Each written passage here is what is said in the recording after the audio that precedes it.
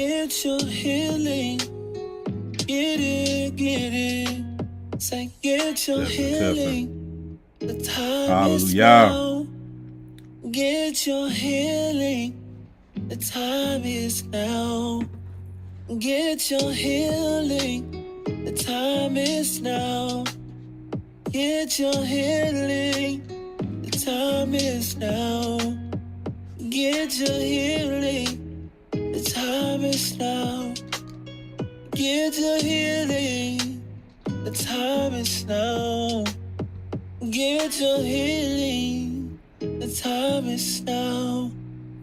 Get your healing. The time is now. Time is now.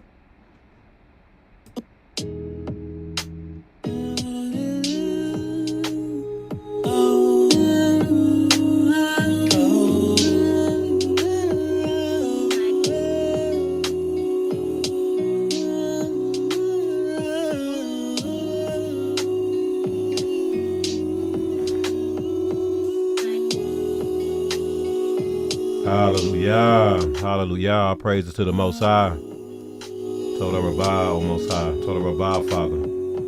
Toda Rabbah, O Most High. Toda Rabbah, Yahuwah. Toda Rabbah, you're wonderful and worthy to be praised, extolled and esteemed and magnified and glorified and honored. We honor you, Father. We honor you, Saba Yahuwah. We thank you, O Most High, for you are wonderful and worthy to be praised, O Yahuwah, so we praise you. We delight to praise you, Father. We delight to worship you, O Most High. We delight to give you the kavod, the esteem, and the honor, and the praise. Oh, Yahuwah, Toda Rabbah for your ruach, Toda Rabbah for your presence, Toda Rabbah for the promises, Toda Rabbah for the covenant, Father. Toda Rabbah for the covenant that you made with our forefathers, O Most High. Toda Rabbah Yahusha. Oh, Toda Rabbah Yahuwah. Oh, Most High. Toda Rabbah for another prep day, Father. Another day, O Most High. Oh, Yahuwah, to get in these scriptures, Father. Another day to move forward in your ruach and in the purpose that you have for us, Father. Toda Rabbah, O Most High, for you are so through. You're wonderful and magnificent, powerful and precious and holy and just and righteous. And for you have made us to be powerful and holy and just and righteous and precious, more precious than precious stones, more precious than gold and silver and diamonds and precious jewels. Toda Rabbah, Yahusha, for the washing of the water of your word, Father. O Most High, for your word that cleanses us, O Yahuwah. For your word that washes us and cleanses us and blesses us as we're obedient to and submitted to you, Father. Oh, Yahuwah. Oh, Toda Rabbah, Father. Toda Rabbah. Oh, Yahuwah. It be your words and not mine, Father. It be your words and not mine. Oh, Toda Rabbah, Yahusha. Oh, Yahuwah. You are glorious and beautiful and perfect. Oh, bless this word, Father. Bless this word, that it may hit its target, Father. That it be your words, oh Yahushua. That it may hit the target, Father. Oh, Father, I pray that these words drop like seeds on fertile ground, Father. That it may bring forth fruit, and beautiful fruit that's pleasing in the sight, Father. Oh, you are wonderful and worthy to be praised, Father. You are wonderful and worthy to be praised, oh Yahuwah. Toda Rabbah, Toda Rabbah, Toda Rabbah. For the things you've been showing us and revealing to us, Father. Give us eyes to see and ears to hear, Father, that we may receive everything that you want us to receive today. Through this word, Father, give us eyes to see and ears to hear, Father, that we may receive it all, everything that you want us to receive from your word, Father. Toda Rabbah for the prophets, your servants, Father. Toda Rabbah, Abba, for the Torah, for your Torah. Toda Rabbah for your Ruach, Father. Hallelujah. Hallelujah. May it be so. Hallelujah. Amen.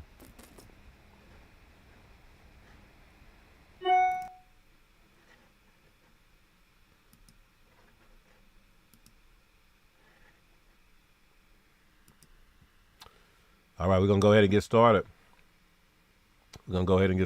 Shalom, shalom, everybody. Shalom and Ahabah. Let me see who I see on here. Kum Rakam Yahoo. Shalom. Shalom, sis. Shiloh Saba Yahoo. Shalom and Barakot. Shalom and Barakot to you. Tabitha Kumi. Shalom and blessings. Shalom and blessings. Ivan Yawan Little. Shalom, Ak. Shalom. Akodi Selah. Shalom, shalom. Shalom, shalom. Let's see. Kimrick Lamar Richardson. Shalom, Ak. Shalom, shalom. Shamar Abad Yahoo. Shalom, shalom, Aki. Shalom, shalom. Shamar and Shakab. Liz R. Shalom, shalom. Shalom, shalom. Nakama Yahoo. Shalom and blessings. Shalom and blessings to you.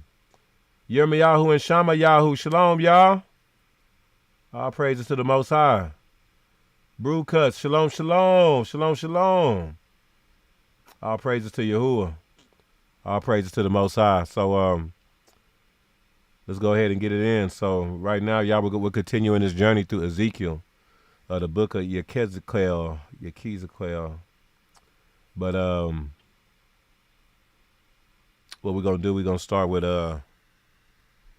chapter 15, and we're going to get right into it.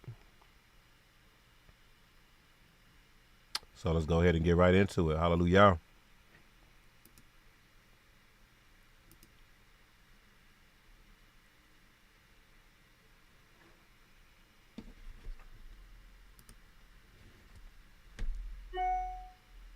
All right. So what we're doing, y'all, we're going to get into chapter, let's see here, chapter 15, verse 1. Shalom, Imayasha, shalom and honors. Shalom and honors. It says, then the word of Yahuwah came to me, saying, Son of man, how is the wood of the vine better than any other wood? The vine branch is among the trees of the forest. So this is coming from Yahuwah. This is a prophecy that the Most High is speaking through Ezekiel. He says, Son of man, as he's speaking to Ezekiel, he said, Son of man, how is the wood of the vine better than any other wood?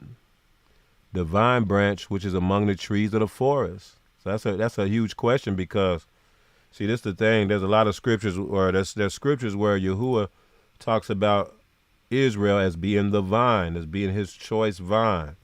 We can look at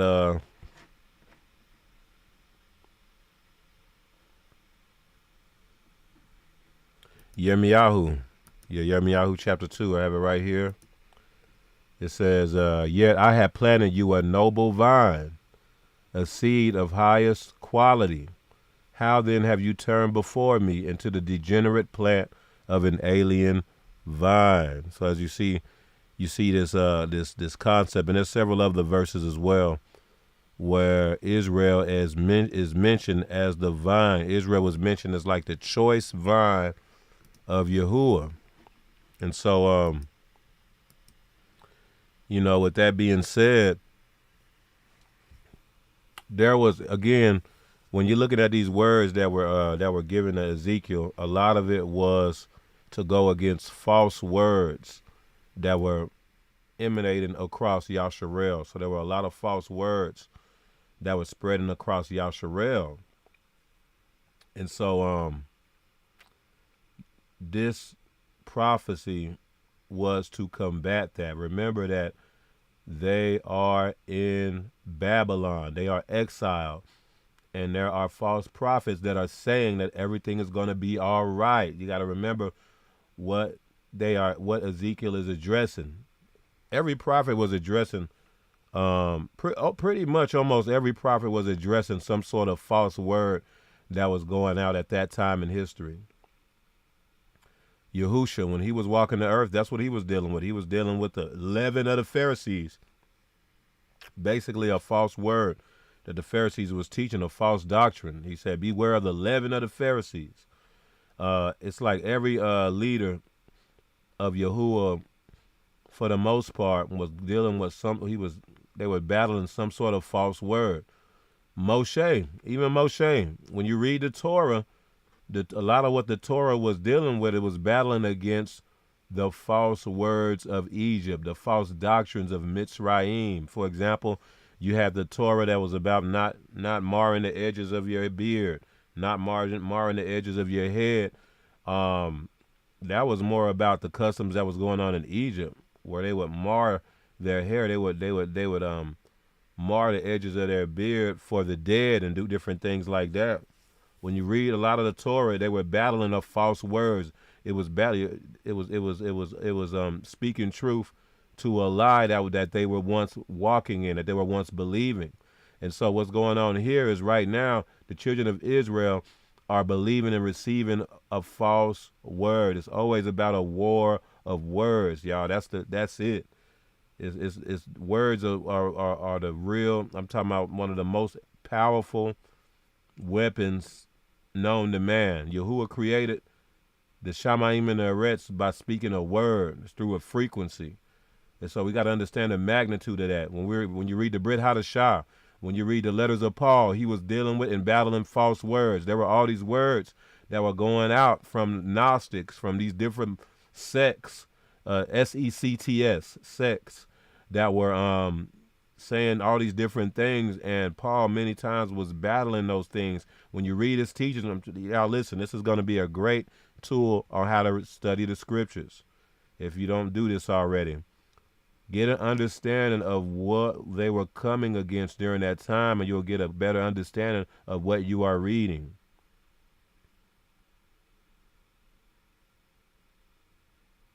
Malek talked about this when they were in Canada, about having doing a cultural analysis when you're studying the scriptures of what environment they were in, what kind of things that was going on at that time, what kind of things that were being taught at the time that was the culture, that was the norm that they were probably battling against. Y'all got to, that really helps to get better understanding. So right now, there were false prophets. You see this in the book of Yirmiyahu a lot, but we also read this last week, going through Ezekiel 13 and Ezekiel 14, that you had these prophets saying that everything was going to be all right, everything was through, and Yahuwah is like, no, it's not. No, it's not. Why? Because y'all have not repented for what y'all are still doing wickedness. How is everything gonna be all right when y'all are still moving in abominations and wickedness and sin and transgression? How?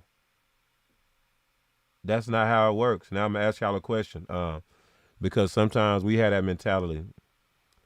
Everything gonna be all right. Everything gonna be all right. But do y'all what do you? I'm gonna ask y'all this. What do you believe the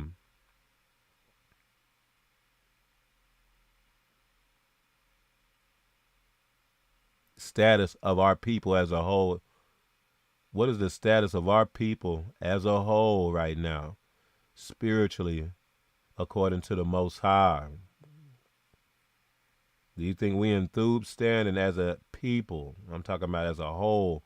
The nation. You think that the whole nation as a whole is in Thub standing right now, spiritually, before the Most High, or nah? Is the majority of our people keeping the commandments? Is the majority of our people serving Yahuwah? Is the majority of our leaders serving the Most High, keeping His commandments, repentant?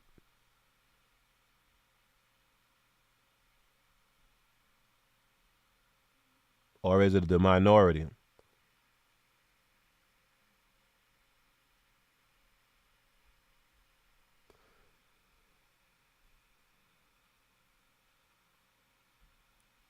Khan, Cody Selah, Khan, Shiloh, Khan, Karen Lamar Richardson. I agree with y'all. I agree with all of y'all. Yeah, nah. This is the reality that we have to realize. As much as we're happy about the awakening, and as much as we're happy that we've awakened, and that those around us, because what happens is that the righteous will gather together. So those we all praise to the Most High that we have repented and we have returned and turned to Yahuwah, and that ideally those around us have done that as well. But listen, Mishpaka, the majority of Yechezq'El is still doing the things that was spoken of in the prophets. That's why there's still that's why there's y'all look. There's judgment coming to Yechezq'El, unfortunately.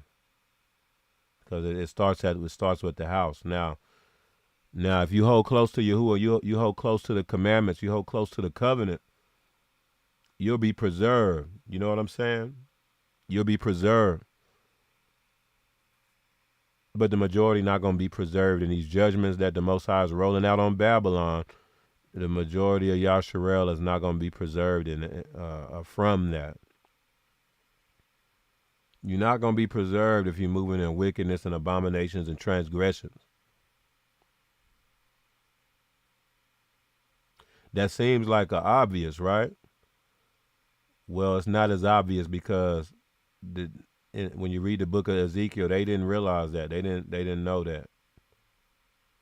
Their idea, and a lot of people in Israel are the same way, because the thought is, well, we're the children of Israel.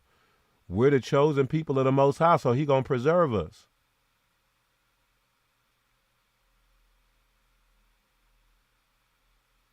It's like automatic, because we His people, He gonna preserve us. Because we His people, He gonna cover us.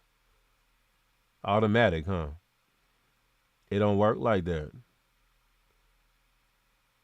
It don't work like that, man. If you steeped in idolatry, wickedness, selfishness, self-ambition, sin, fornication, lies, falsehoods, blasphemy, you will not be covered as Babylon gets judged. You will get swept right with that. This is just reality, y'all. We need to stop. We need to stop being delusional. Because this is exactly what this prophecy is addressing. At this time, while they were in Babylon, the children of Israel, they thought that things were going to be all right, just because they were the they were the vine. They were the choice vine. They were the chosen people. Even though they were in great sin. And Ezekiel is battling that false word with this message. And the reality is that we got to do the same, Mr. Parker, whenever the time comes. Ezekiel 15, verse 2, it says, Son of man, how is the wood of the vine better than any other wood? The vine branch, which is among the trees of the forest. Is wood taken from it to make any object? Or can men make a peg from it to hang any vessel on? Instead, it is thrown into the fire for fuel. The fire devours both ends of it, and its middle is burned. Is it useful for any work? Indeed, when it was whole, no object could be made from it. How much less will it be useful for any work when the fire has devoured it and it is burned? So basically, it's being alluded that the vine is going to be burned. This is a prophecy saying that, hey, look, Israel is going to be fully destroyed. There was already 2 sieges, but Israel had, just going back to the historical landscape, there were already 2 sieges that happened from Babylon, attacks from Babylon against Jerusalem and against Israel. There were already 2 that happened, but Israel survived those 2. Many people were exiled, including Ezekiel. Ezekiel was exiled in the second rollout.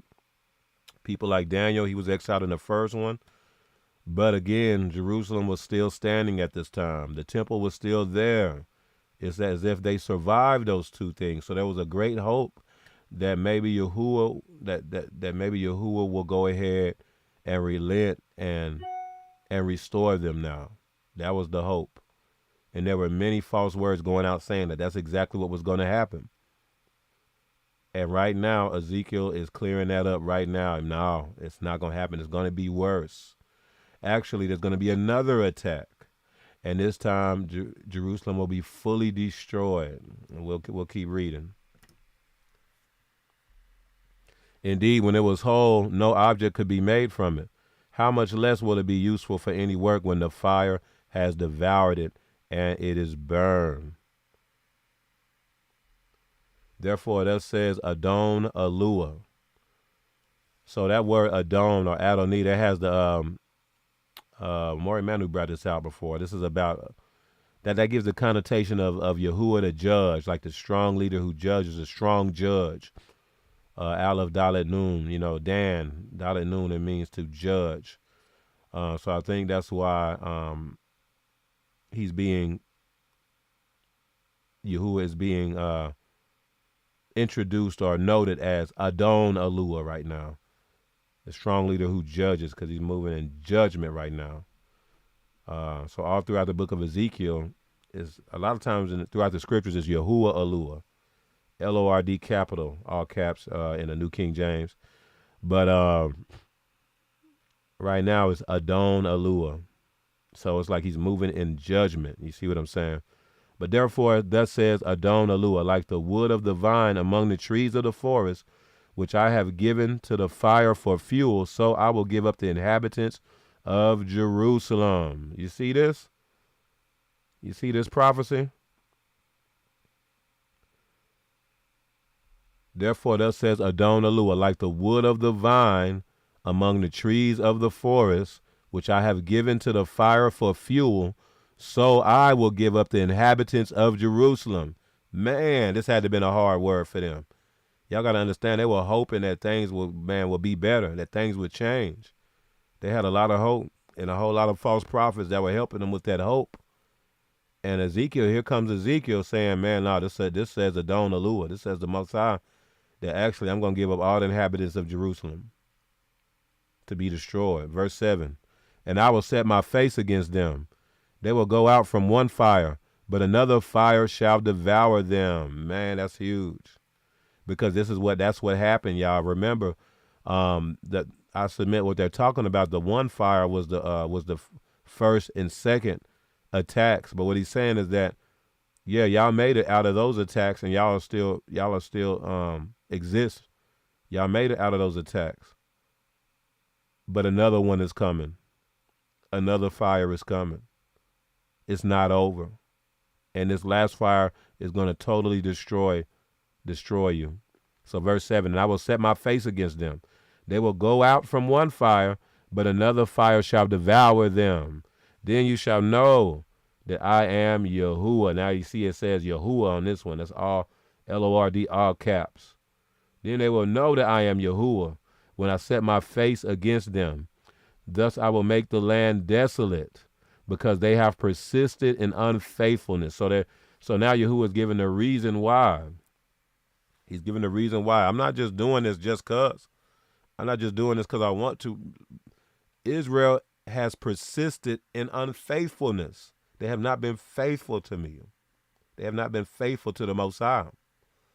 Thus I will make the land desolate, because they have persisted in unfaithfulness, says Adon Aluah. And so, again, this is basically referring to the vine. And so, Israel was always mentioned as a vine and throughout the scriptures. And because of that, they were like the choice vine. They were like the apple of the Most High's eyes. But one thing about a vine is a vine, its wood ain't used. It's not like a tree, where for a tree, you use the wood for houses. You can use the wood as stoop for fire, for fuel for a fire. But as far as for the vine, the only reason why you would have a vine is to bear fruit.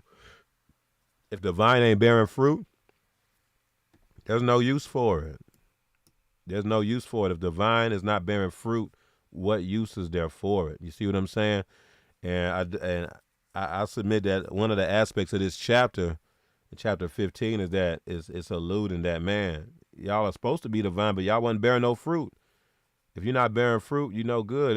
What else was a vine used for? What else was a vine needed for? It's not like trees where you can use the wood for all these other things. You're basically useless if you're not bearing fruit. You are supposed to bear fruit. You're supposed to be Israel, my fruitful vine. And let's look at what Yahusha said here in John chapter 15.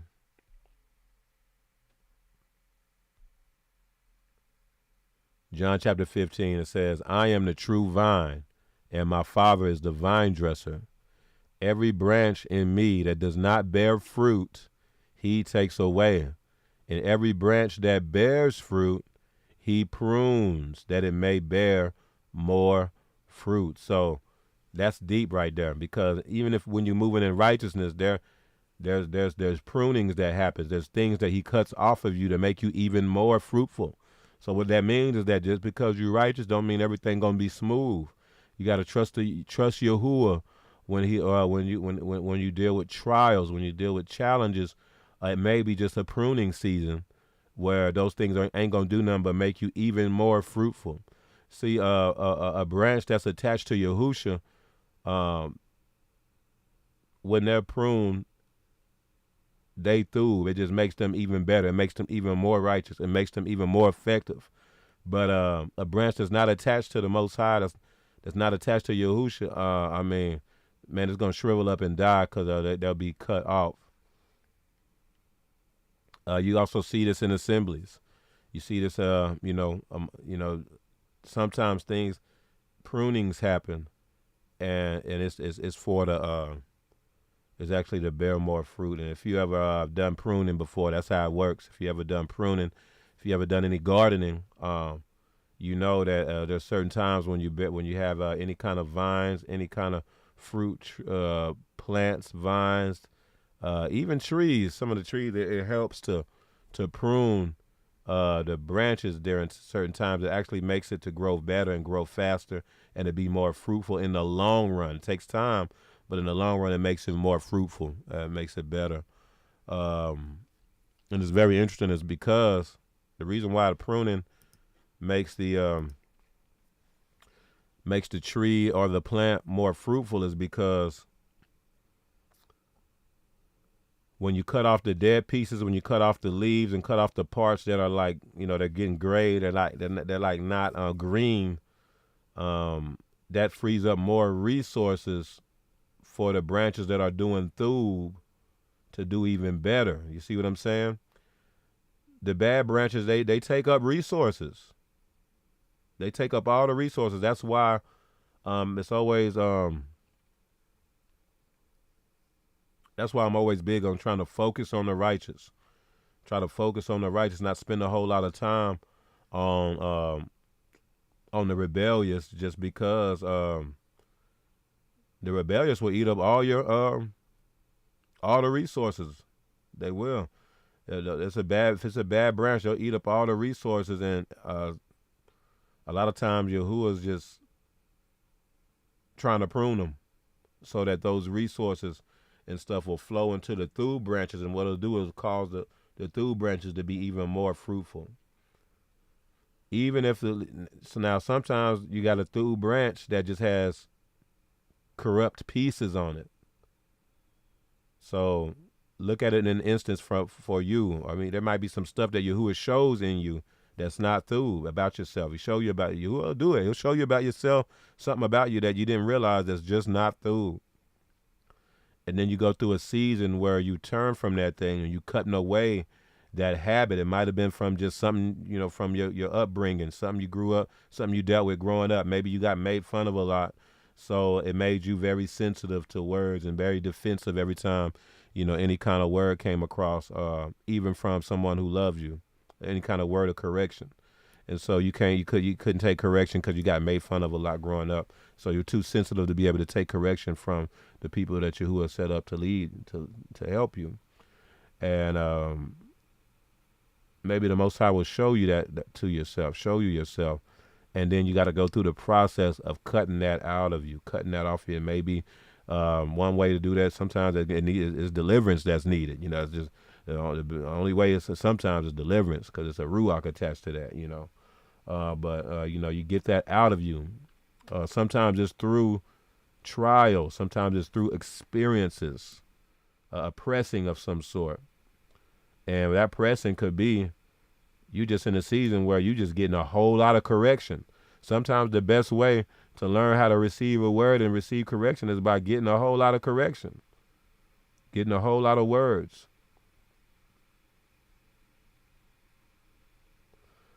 In boxing, that's how it is. In any kind of martial arts, I'm going to say boxing because that's something that we do a lot. But in boxing, when you first start boxing, it's hard to be able to take a punch. It's hard, especially in the face. Very sensitive.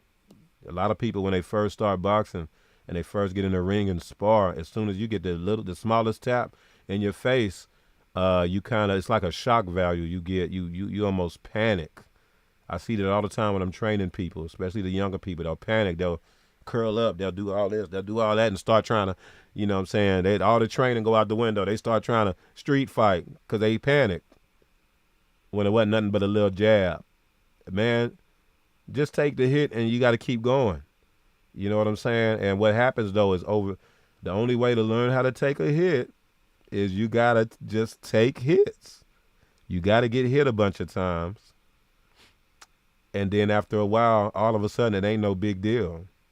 It ain't no big deal. Like, man, if he ain't knock you out, it may be uncomfortable, but you get hit. And after a while, like, I got some of our sons, man, now, I mean, like, they'll get hit and they won't even move. They'll still be looking right at you, trying to see how they can hit back. You know what I'm saying? That's how it is. That's how it is spiritually as well. You might have a sensitive spot due to some issue from growing up that you dealt with from growing up, some sort of dysfunction that many of us dealt with because we've been in this captivity. You know what I'm saying? Like we've been sown in Babel, so many of us have a lot of stuff that just you if you think you don't got nothing wrong with you, you crazy. If you grew up in Babylon and you ain't been to no deliverance or none of that, and you think you just through, man, look here. I'm going to tell you right now, you wrong. You just ain't figured out what it was yet. Or you just ain't been listening to people who've been telling you. You listen to your mom and them, your cousin and them. If all them telling you the same thing about yourself, you need to pray and see if that's true. I know you thought they was just tripping and they always own you. They always be getting on you. But sometimes it's just because there's some truth to it. It might not even be 100% true. But it may be some truth to it that you need to deal with. And so one way to be able to receive correction is by getting a whole lot of correction. So I'm just using that as an example. But that goes into any realm. So Yahuwah might take you through a season where you're doing things that's causing you to have to take all this correction, take all these words, all this instruction, to the point to where you're not so sensitive no more. You learn how to be able to handle it. You learn how to be able to do it. That's how it works. That's how it works. John chapter 15, verse 2. Every branch in me that does not bear fruit, he takes away. And every branch that bears fruit, he prunes that it may bear more fruit. You are already clean because of the word which I have spoken to you. Abide in me, and I in you. As the branch cannot bear fruit of itself unless it abides in the vine. See, the way to bear fruit is by abiding in the Most High. Is by abiding in Yahusha. That's the way to bear fruit, is by holding close to the covenant, abiding in the Most High, abiding in Yahusha. Now the question is, well, how do I abide in Yahuwah? How do I abide in Yahusha so that I can bear fruit? I'm glad you asked. Let's see. Yahusha will explain it. Abide in me and I in you, as the branch cannot bear fruit of itself unless it abides in the vine. Neither can you unless you abide in me. Now, how do you abide in Yahuwah? Let's keep reading. I am the vine. You are the branches. He who abides in me and I in him bears much fruit, for without me you can do nothing. If anyone does not abide in me, he is cast out as a branch and is withered, and they gather them and throw them into the fire. This is what Ezekiel was talking about. This is what Yahuwah was speaking through Ezekiel, that Yechezq'El at this time, it's time for them to be thrown into the fire because they were not abiding in the Most High. If anyone does not abide in me, I'm reading verse 6 again. If anyone does not abide in me, he is cast out as a branch and is withered, and they gather them and throw them into the fire, and they are burned. If you abide in me and my what?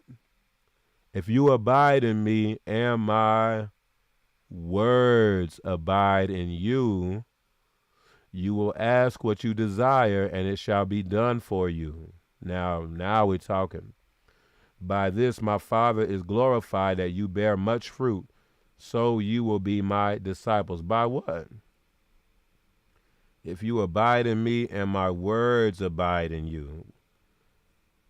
Man, I've been talking to the Mishpaka about this a lot. How do you abide in Yahuwah?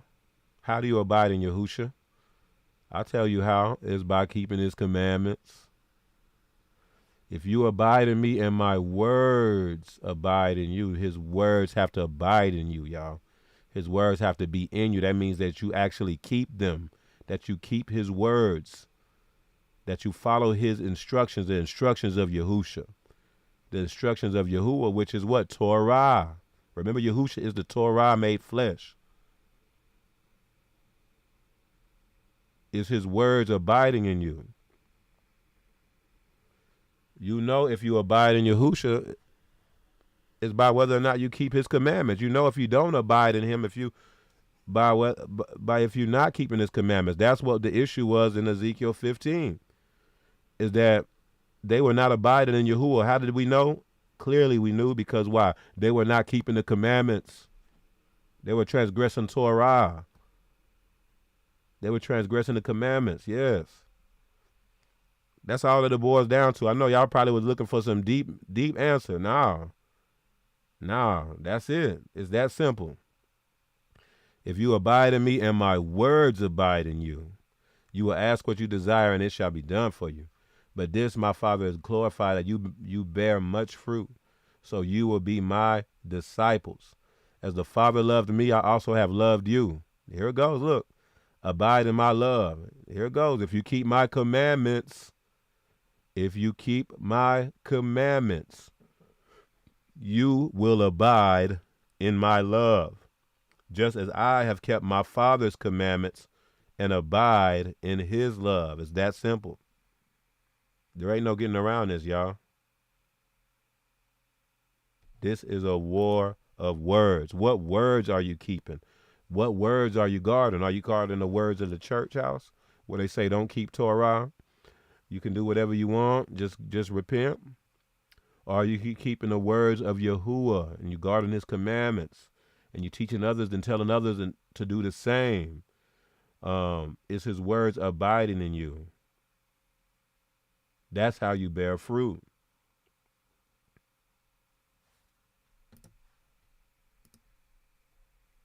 These things I have spoken to you, that my joy may remain in you, and that your joy may be full. This is my commandment, that you love one another as I have loved you. Greater love has no one than this, than to lay down one's life for his friends. You are my friends if you do whatever I command you. No longer do I call you servants, for a servant does not know what his master is doing.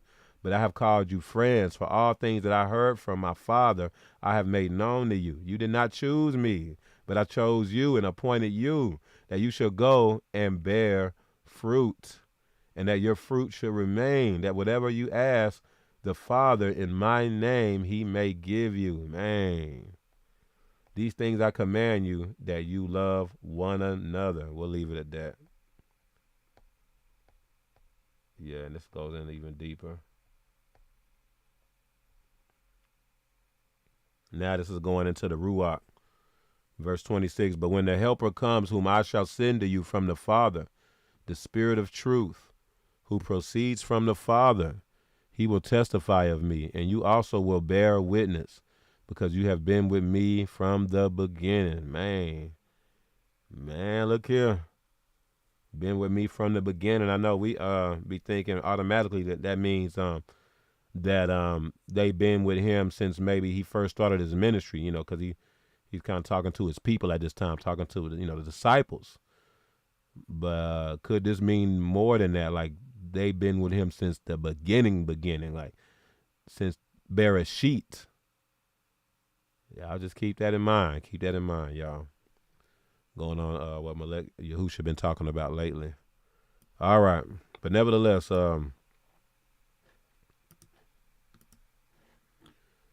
Israel the vine.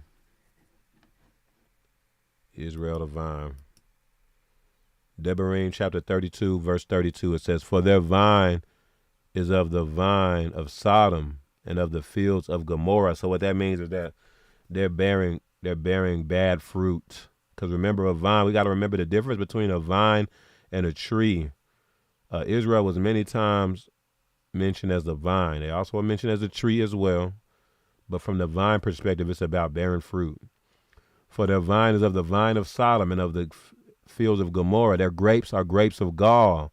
Their clusters are bitter. Their wine is the poison of serpents and the cruel venom of cobras. Man. So that word vine is the Hebrew word gepin. Gepin or gepin. It's a gimel, a pei, and a nun. It's a gimel, a pei, and a nun. Gepin, that's the word for vine. H1612. And it's about so you know the gimel is like a camel. It's like a camel who's traveling to the waters, in a sense. You know, the pei is the open mouth, a word, etc. And then, you know, the nun is the seed, continuation. So really it's about the seed traveling and moving towards the water of the word. It's about the seed traveling, or the seed is the children of Israel. In other words, it's about the children of Israel and what kind of word they are traveling based off of. For example, I'll give you an example. Yahuwah gave Abraham a word. He said, go down to this land where I told you, leave your father's house and go here. And so he picked up all his stuff and then he left based off of a word. He was traveling based off of a word. You have other people who move based off of another word that's not from the Most High, but it's from their own desires or their own flesh. But that's what the idea of the vine. That's why you have a vine that can bear thub fruit. You have a vine that can bear bad fruit. The fruits are your righteousness. They are your works. They are your works. Like the fruits of the Spirit is love, joy, peace, kindness, gentleness, self-control, and all those things like that. I know I didn't name all of them, going off of memory, but I'm just trying to point out right now that your fruits are your actions. But you can be bearing bad fruit. That's why in Devarim 32:32, at this time, Yahuwah was speaking of Israel when they were in rebellion. He said, "For the vine is of the vine of Sodom, and of the fields of Gomorrah." They were doing that. That this is a sign that at this time they were moving in a lot of abominations and in the ways of Sodom and Gomorrah, and a lot of wickedness and sin and transgression and etc. So, looking at the word for vine, gepin or gepin. What seed are you moving based off of? See, remember that at this time, the people they were moving based off of a false word. A lot of the people were. A lot of people were. This is going to be the next chapter next week. Most High willing, we'll cover this chapter, but I'm going to go ahead and kind of go ahead a little bit just to cover this verse, because it's kind of gives the idea of what vine is about Hebraically. Ezekiel chapter 17, verse 7, it says, "But there was another great eagle with large wings and many feathers. And behold, this vine bent its roots towards him." You see, this vine is moving towards this other being, which is this eagle, and stretched its branches towards him from the garden terrace where it had been planted, that he might water it. So this vine was moving and traveling towards this eagle to water it. But look what it says, verse 8. "It was planted in thub soil by many waters to bring forth branches, bear fruit, and become a majestic vine." So again, it's about moving and traveling towards a water of the word, towards a cleansing of the word. Give pen a vine, because vines in real life, that's what they do.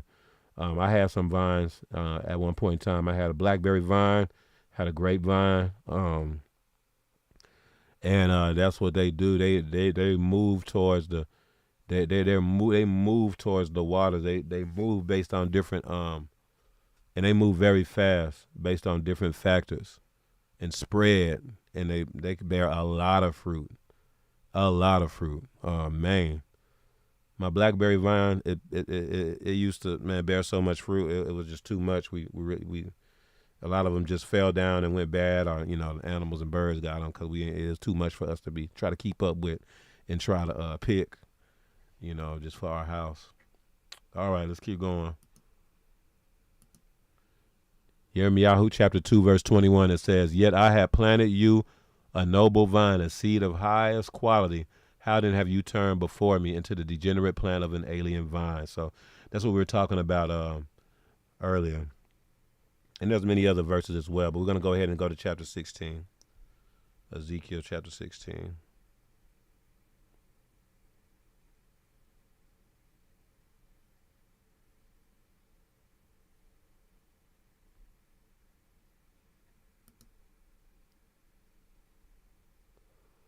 All right, Ezekiel chapter 16 is actually the longest chapter in the book of Ezekiel.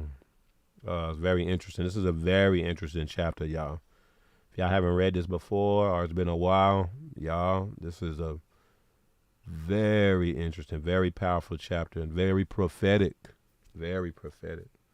So let's get it. It says, "Again, the word of Yahuwah came to me, saying, Son of man, cause Jerusalem to know her abominations." It's almost like Jerusalem couldn't see themselves. They thought they was through, even though they was moving against the commandments. They were not abiding in Yahuwah, so they ended up being the branches that were to be burned. Verse 3, "And say, thus says Adon Aluah to Jerusalem, your birth and your nativity are from the land of Canaan. Your father was an Amorite and your mother a Hittite." Y'all, that's crazy. That's crazy.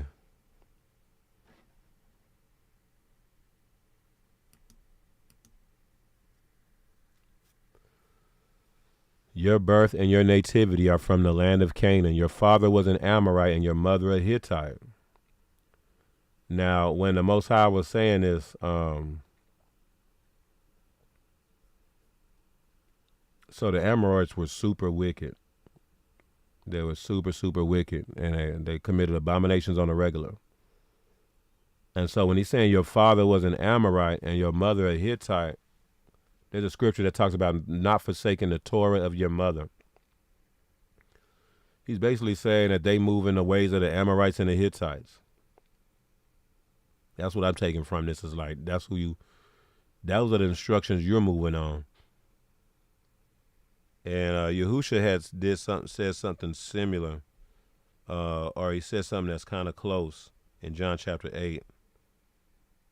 John chapter 8, we'll go down to verse like 39, I believe.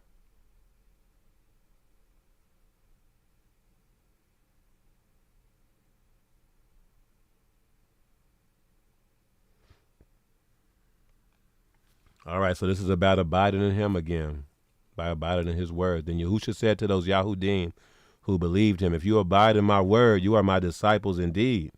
That's how you know if you're the disciples of the Most High, or of Yahusha, is if you receive his words. If you abide in his words, it's that simple.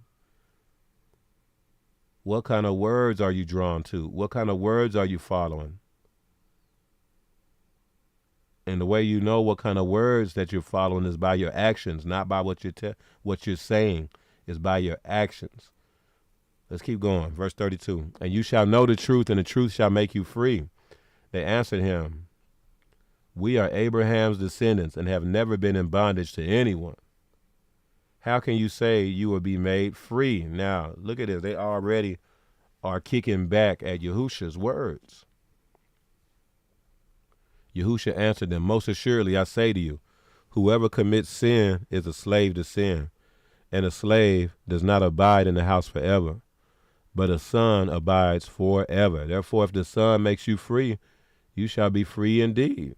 Verse 37, "And I know that you are Abraham's descendants, but you seek to kill me because my word has no place in you." That means they're not abiding in Yahusha.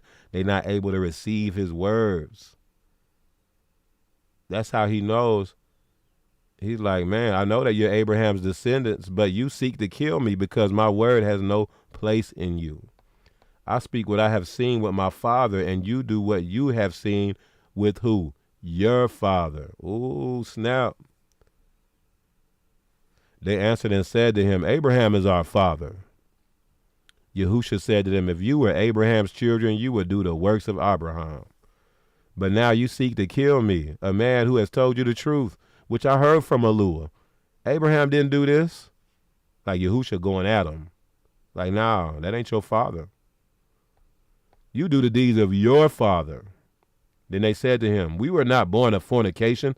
We have one father, Aluah. Yahusha said to them, if Aluah were your father, you would love me. For I proceeded forth and came from Aluah. Nor have I come of myself, but he sent me. So as you see here, even during Yahusha's time, the Yahudim could not see themselves. They thought they were through. They really thought, man, look here, man. We sons of the Most High. We descendants of Abraham. And Yahusha had to tell them the truth. No, your father is Hasatan, basically. Your father is not Abraham. Your father is not Aluah. If your father was Aluah or Abraham, if you were true descendants of Abraham, you would be able to follow my words. You would be able to keep the commandments. You would be able to receive the words that I was just trying to give to you just now. They could not see themselves, man. Like, it's crazy. And so Yahusha had to tell them about themselves. It's the same thing that was going on, or similar thing that was going on during the days of Ezekiel.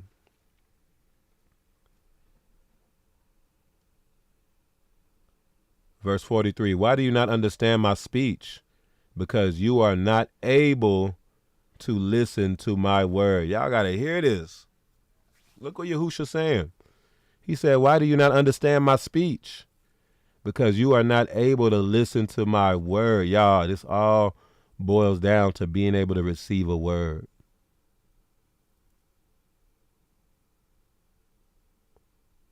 It's not deep. I know y'all looking for a deep revelation. It's not. Sometimes it's just plain. It boils down to being able to receive a word.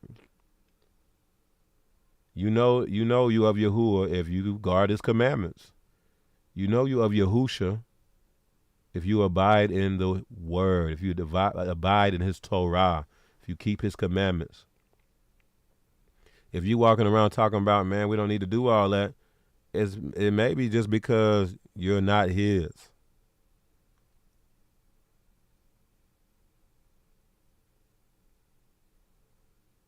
Many of those Pharisees, they just weren't his. They were from a different bloodline, for real. Their father was someone else. Verse 43, why do you not understand my speech? Because you are not able to listen to my word. And there it goes right here, verse 44. You are of your father, the devil, and the desires of your father you want to do. He was a murderer from the beginning and does not stand in the truth, because there is no truth in him. When he speaks a lie, he speaks from his own resources, for he is a liar and the father of it. You know who your father is. What kind of fruit are you bearing? That's your actions, your speech. Are you lying all the time? Are you moving in wickedness? Well, your father might be somebody else. Verse 45. But because I tell the truth, you do not believe me.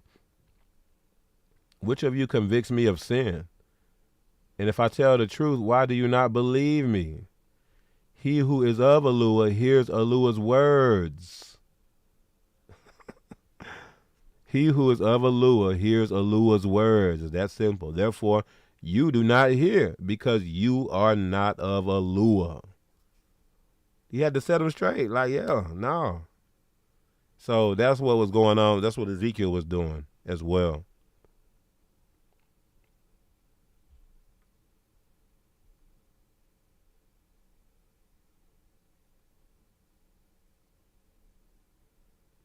All right, going back to Ezekiel. Yeah, you see right here, look. Again, the word of Yahuwah came to me, saying, Son of man, son of Adam, cause Jerusalem to know her abominations. That was the goal for this passage. Help them to see themselves. That's what Yahusha was doing in John chapter 8. Yeah, nah, y'all father is Hasatan, is the devil. and say, thus says, I'm keep reading verse 3, and say, thus says Adon Aluah to Jerusalem, your birth and your nativity are from the land of Canaan, and your father was an Amorite, and your mother a Hittite. And y'all see that was is in italics. So really, he probably just say that your father's an Amorite, man. You're like, I know who your fathers are. Your father is the devil. Just like what Yahushua was saying. That's what Yahuwah is speaking to Jerusalem right now. And that's what he's saying. Your father's an Amorite and your mother's a Hittite. These are people who are in covenant with the marine kingdom. When you're talking about the Amorites, the Hittites, these are people who are in covenant with the marine kingdom. These are people steeped in wickedness and idolatry and abominations and homosexuality, all the things you could think of that are abominable in the scriptures, Verse 4, as for your nativity, on the day you were born, your navel cord was not cut, nor were you washed in water to cleanse you. You were not rubbed with salt, nor wrapped in swaddling cloths. No eye pitied you to do any of these things for you, to have compassion on you. But you were thrown out into the open field when you yourself were loathed on the day you were born. So, this goes back to the birthing of the nation of Israel and how Israel was the youngest of the nations. And, they had no true covering.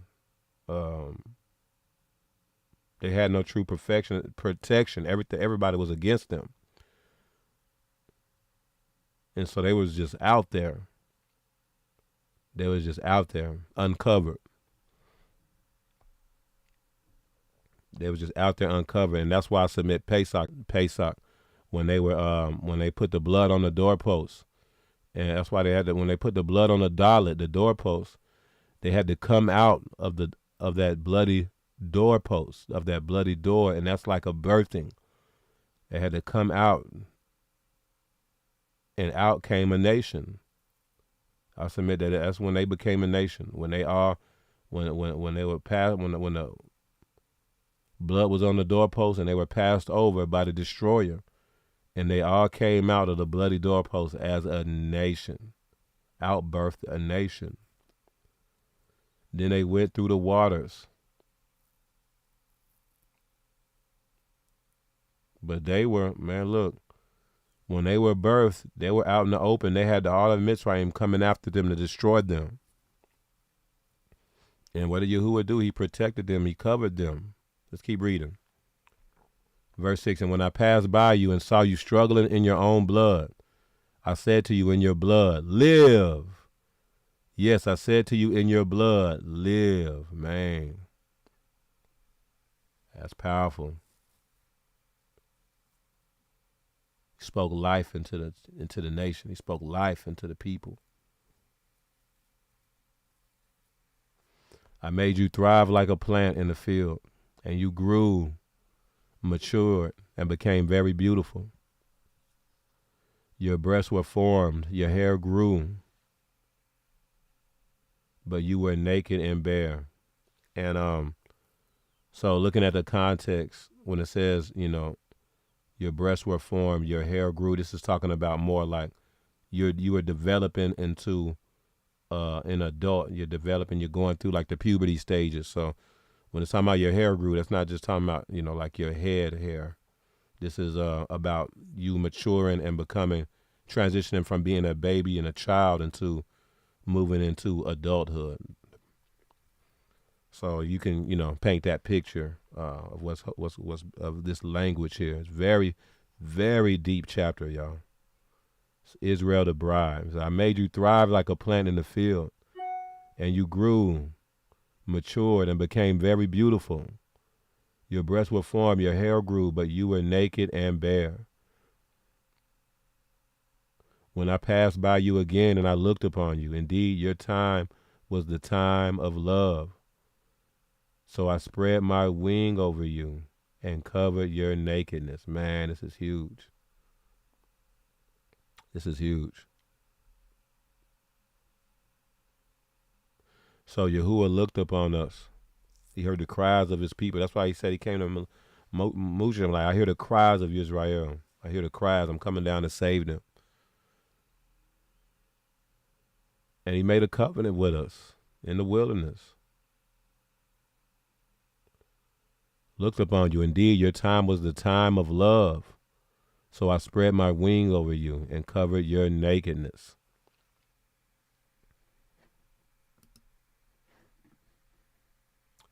Now, it's interesting that you see that Yahuwah, he talks about wings a lot. It does make you want to look at some things.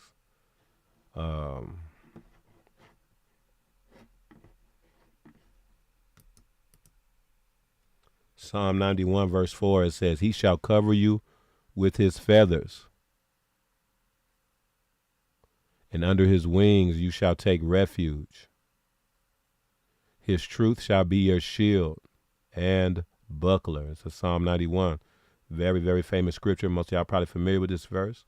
But it's interesting that Yahuwah is mentioned to have wings, that under his wings you shall take refuge. And I know generally speaking, the understanding is just that it's symbolic. I understand that. But let's just look at this.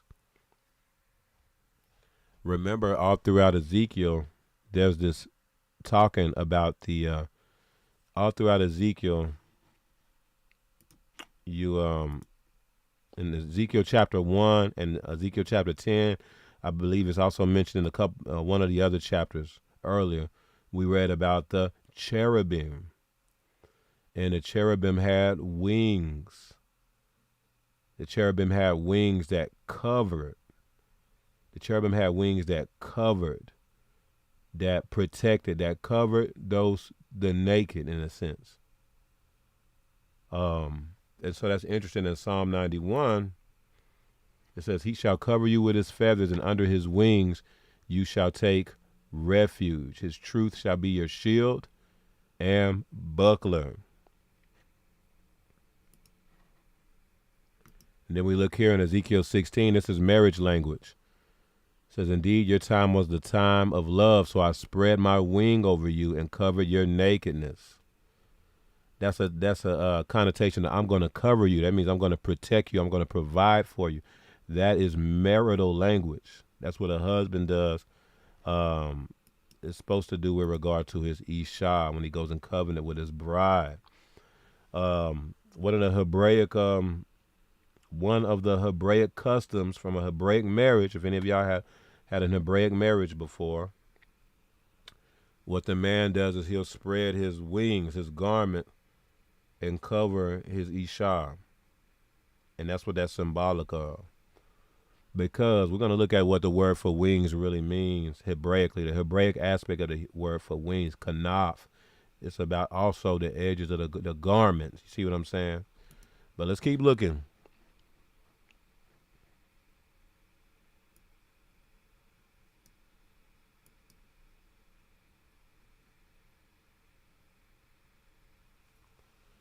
Shemot chapter 19 verse 4, it says, you have seen what I did to the Egyptians, and how I bore you on eagle's wings and brought you to myself. Isn't that interesting? Isn't that interesting? You have seen what I did to the Egyptians, and how I bore you on eagle's wings and brought you to myself. Very interesting. Remember, the cherubim had wings. A lot of Yahuwah's creations had wings. The cherubim were like the top celestial beings, the most powerful ones. And according to Ezekiel, they had wings.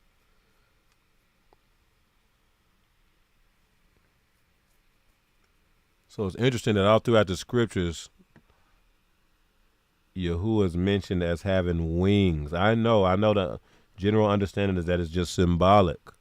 I understand. I hear you. Let's look at this. Exodus chapter 25, verse 20. It says, and the cherubim shall stretch out their wings above, covering the mercy seat with their wings, and they shall face one another. The faces of the cherubim shall be toward the mercy seat. Now that word for cover, it's about sukkah. It's like a tent, covering like a tent. And the cherubim had wings that covered. They covered the mercy seat. When you read, we go further down in Ezekiel, I believe it's Ezekiel 28, talking about Hasatan, it says he was a cherub that covered, the cherub that covered. Hasatan was a cherub who was in the Shamayim. And he was supposed to cover. One of the things that the wings would do for the cherubim is they would cover their eyes, the seraphim as well. The wings would help to help to protect them from the kavod, the being overwhelmed by the kavod of Yahuwah. So these are just some things to think about. Let's keep looking.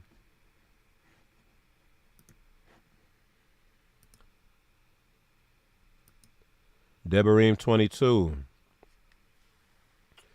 You shall make tassels on the four corners of the clothing with which you cover yourself. Now that's kanaf, the same word. That's the same word for wings. Devarim 22 verse 12 is using the same word. So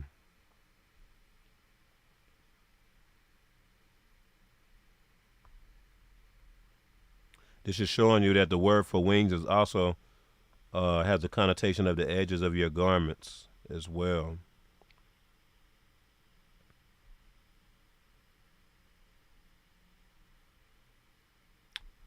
Deuteronomy 22:12.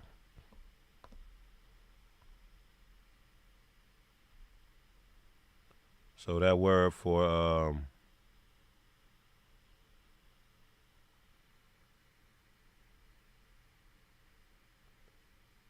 so the word for wings is kanaf.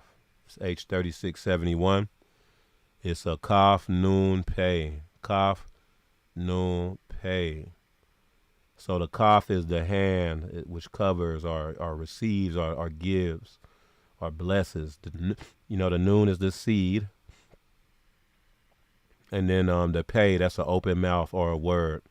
And so the breakdown for the Hebrew word, for the Hebraic understanding of wing, it's about covering the seed based off of the Torah, based off of the word. Covering the seed based off of the Torah, based off of the word. That goes back to this. It's the word that covers you. That's the kanaf, the wings. It's about covering the seed, covering the people, covering the seed that's based off of the Torah. You see that with Psalm 91. It says, he shall cover you with his feathers, and under his wings you shall take refuge. And look what it keeps saying. His truth. Remember, the Torah is truth, according to Psalm 119. His truth shall be your shield, right? And buckler. So this is letting you know that the truth, the word, Torah, Yahuwah, these things covers you. These are the things that cover you. When you abide by them, when you keep them, when you're obedient to them. Obedience. It's always about a word, y'all. This is an amazing revelation for me. Something the Most High been revealing to me lately. I know we always knew the importance of being able to take a word and receive a word, but this is on a whole nother level.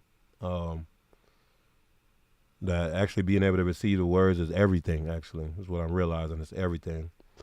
But again, the word is wings. It's about covering the seed based off of Torah. Covering the seed based off of Torah. That's what covers you. That's what covers you. Let's look at Numbers chapter 15. Let's look at Numbers chapter 15.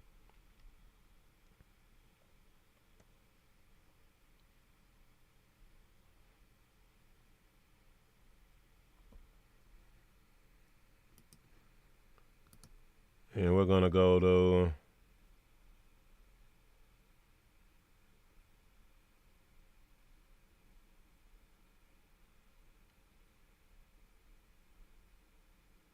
we'll start with verse 30. All right. Bamidbar chapter 15, verse 30. It says, but the person who does anything presumptuously, that basically means like pridefully or like intentionally in a sense. But it's in pride. That's the biggest thing.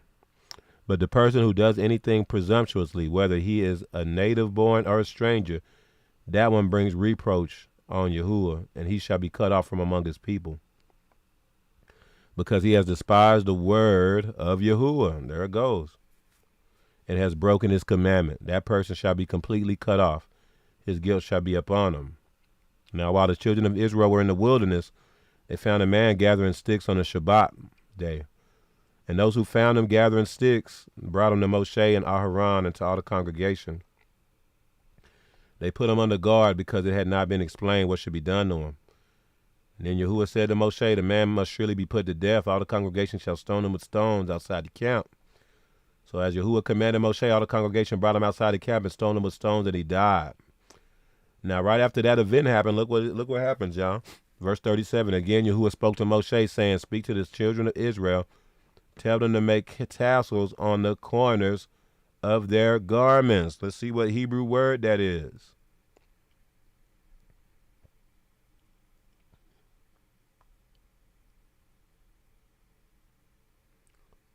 The word for corners is kanaf, on the corners of their garments. Kanaf, kanapi, bagadihem, beged, kanaf beged. But it's kanaf, that's wings. So you can also say to put the fringes on the wings of the garments, or borders, it says in the King James. That's kanaf. I just want y'all to understand, to see what I'm saying here. That's the wings. Why did they have to put the fringes in the kanaf, in the wings? Because remember, kanaf is about covering the seed based off of the Torah. It's about covering the seed based off of the Torah. The way to be covered by Torah is by doing what? How do you be covered by this word? How are you covered based off of the Torah? By keeping it, by obeying it, by walking in the laws, by abiding in those words, y'all. That's how. So what we saw in the book of Bamidbar, Numbers, a dude had transgressed the Torah and they stoned him. And so then after that happened, and because that happened, Yahuwah went to Moshe and told him to speak to the children of Israel and tell them to make fringes on the wings of their garments, y'all, throughout their generations, and to put a blue thread in the tassels of the corners. Now, what does blue symbolize? We know this. I want y'all to answer this. I want to make sure y'all following. What does the blue symbolize? And nobody in leadership answer this, please. Nobody in leadership answer this. What does the blue symbolize, y'all? Come on.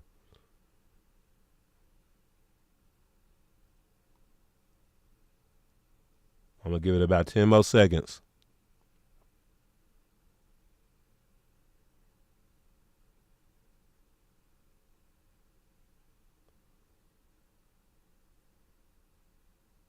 What does the blue symbolize? All right. I'll give it away. So, speak to the children of Israel. Remember, this guy just broke the commandments and he died for it. He had to be judged for presumptuously keeping the commandments. That's very close, Cody Selah, very close.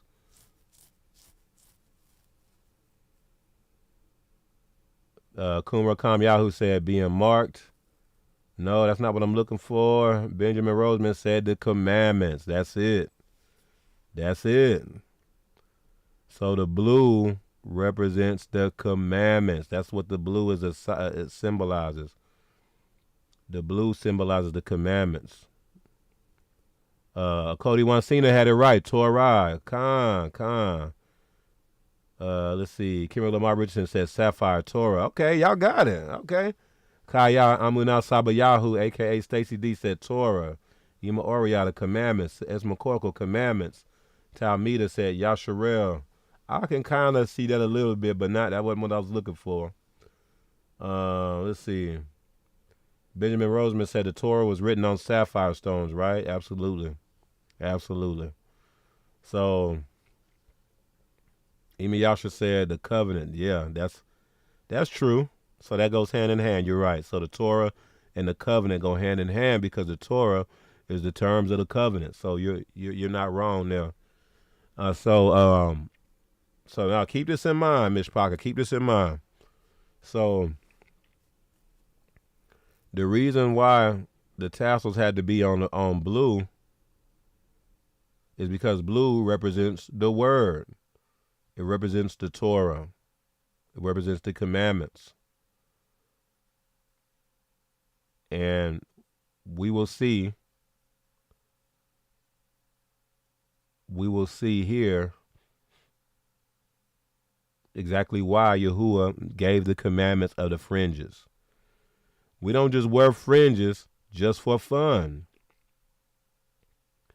We wear fringes because Yahuwah commanded us to do it, and Yahuwah even gave us the reason. He don't always give us the reason why he commands us to do certain things in Torah. He doesn't. This is one of those commandments where Yahuwah gave us the reason why we are to wear fringes. Let's keep reading. All right, let's start verse 38. Let's say it again. Speak to the children of Israel. Tell them to make tassels on the corners of their garments throughout their generations, and to put a blue thread in the tassels of the corners. A blue thread in the tassels. Remember, the blue represents Torah. It represents the commandments, the word. Verse 39.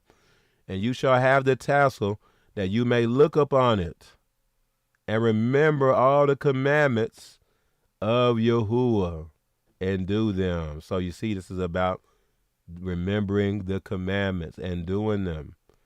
And that you may not follow the harlotry to which your own heart and your own eyes are inclined. So that's what having on your wings, on the wings of your garments, on the kanaf, you are supposed to put fringes there that has a blue cord so that you will remember to keep his commandments. That's what it's about.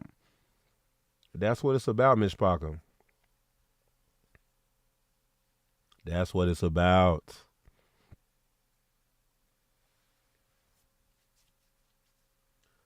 So that goes back to kanaf.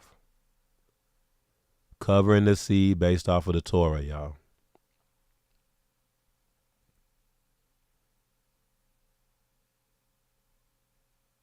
That's why the fringes go there. That's why when a covenant is made, which even Yasha made a through point, when a covenant is made, when a marriage happens, in a Hebrew marriage, in a Hebrew wedding, one of the customs is to spread your garment over the bride, your wings.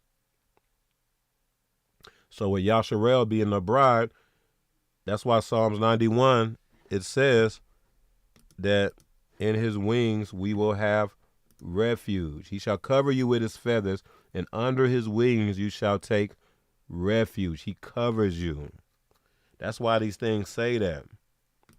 Even here is interesting. It talks about that another great eagle with large wings and many feathers. In Exodus 19, of how Yahuwah, he bore us up on eagle's wings and brought us to himself. He covered us with his wings.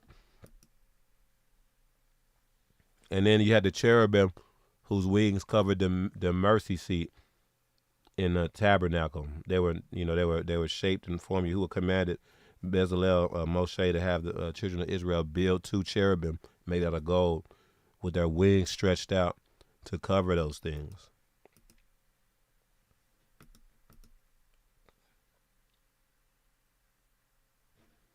Let's go back.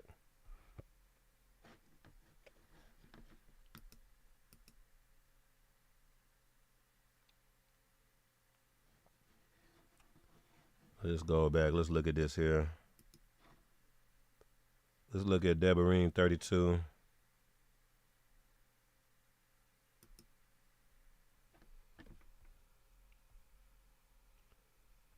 Devarim 32 verse 10, it said, he found him in a desert land and in the wasteland a howling wilderness.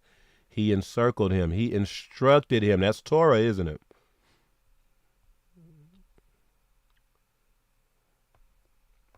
Let me go up a little more so y'all can get the context. Remember the days of old. Consider the years of many generations. This is verse 7. Remember the days of old. Consider the years of many generations. Ask your father, and he will show you, your elders, and they will tell you, when the Most High divided their inheritance to the nations, when he separated the sons of Adam, isn't that what he kept calling Ezekiel all throughout the book of Ezekiel? Son of Adam, son of man. It says son of man in English, but actually he's saying the same thing as right here. Son of Adam, son of Adam. When he separated the sons of Adam, he set the boundaries of the peoples according to the number of the children of Israel. For Yahuwah's portion is his people. Jacob is the place of his inheritance. He found him in a desert land. What is the desert land? Isn't this talking about Bamidbar? Isn't this talking about the wilderness? He found him in the desert land. Isn't this where the children of Israel were birthed at? Where they became a nation, where they were birthed? They came out into the desert land and in the wasteland, a howling wilderness, Bamidbar. Y'all, even the Hebrew word for wilderness is about a word, dabar, Bamidbar. It has dabar in it. That's the Hebrew word for word, y'all. He encircled him. He instructed him. That's when he gave us the Torah, right? He gave us the Torah in the wilderness, in the Midbar, in the wilderness. He encircled him. He instructed him. Remember, Torah means instructions. He kept him as the apple of his eye. As an eagle stirs up its nest, hovers over its young, spreading out its wings, taking them up, carrying them on its wings. So Yahuwah alone led him, and there was no foreign Aluah with him. Come on, y'all. Like, this is what it is. Let's go to Psalm 17. Psalm 17, verse 8. Look at this. Keep me as the apple of your eye. Hide me under the shadow of your kanaf, of your wings. There's something to this thing about Yahuwah's wings. Y'all remember the woman with the issue of blood? Remember the woman with the issue of blood?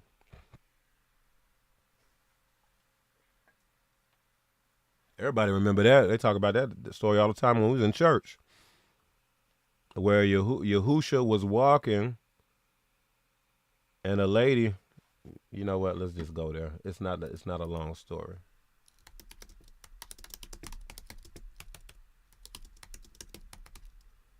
Let's go there, y'all. It's Luke chapter 8.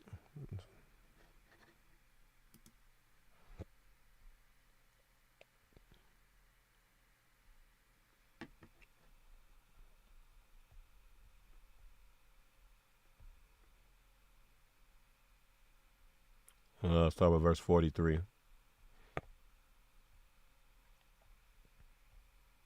All right, let's look at this, y'all. Now a woman having a flow of blood for 12 years. Now a woman having a flow of blood for 12 years. Now, that's talking about an issue of blood as far as, having a flow of blood like, the monthly, a woman's monthly. Now remember, like when you think about scientifically, when a woman is on her monthly, that's basically the seed not being fertilized and it's not able to turn into a bear. It's not able to turn into fruit.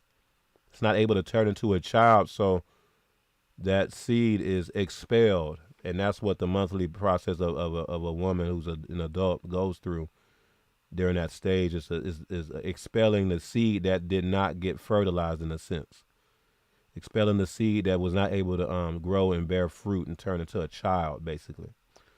So it says, now a woman having a flow of blood for 12 years. Y'all know that number 12 is a big, because that's about, 12. That reminds you about the children of Israel, the nation, right?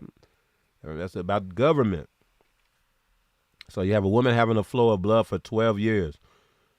Who had spent all her livelihood on physicians and could not be healed by any. And that's interesting because in Ezekiel, Yahuwah was talking about how he saw Israel being birthed, but no one was taking care of the baby. No one was taking care of Israel. No one even cut the cord to wash it with water. And so he came and covered the baby and fed him and grew till it grew. Let's keep going. Verse 44. Now, I'm going to start verse 43 again. Now, a woman having a flow of blood for 12 years who had spent all her livelihood on physicians and could not be healed by any, came from behind and touched what, y'all? The border of his garments. Now, when we were reading this, she touched the border of his garment. When we were reading this in a church and stuff like that, we was just thinking, man, she just touched his garment. And we just thought that was it. We didn't think there was nothing more to it. No, this is huge. The border of one's garment is called Hebraically the kanaf. She touched Yahusha's kanaf. That's what she touched. That's why that was so significant. It was about being covered by the word.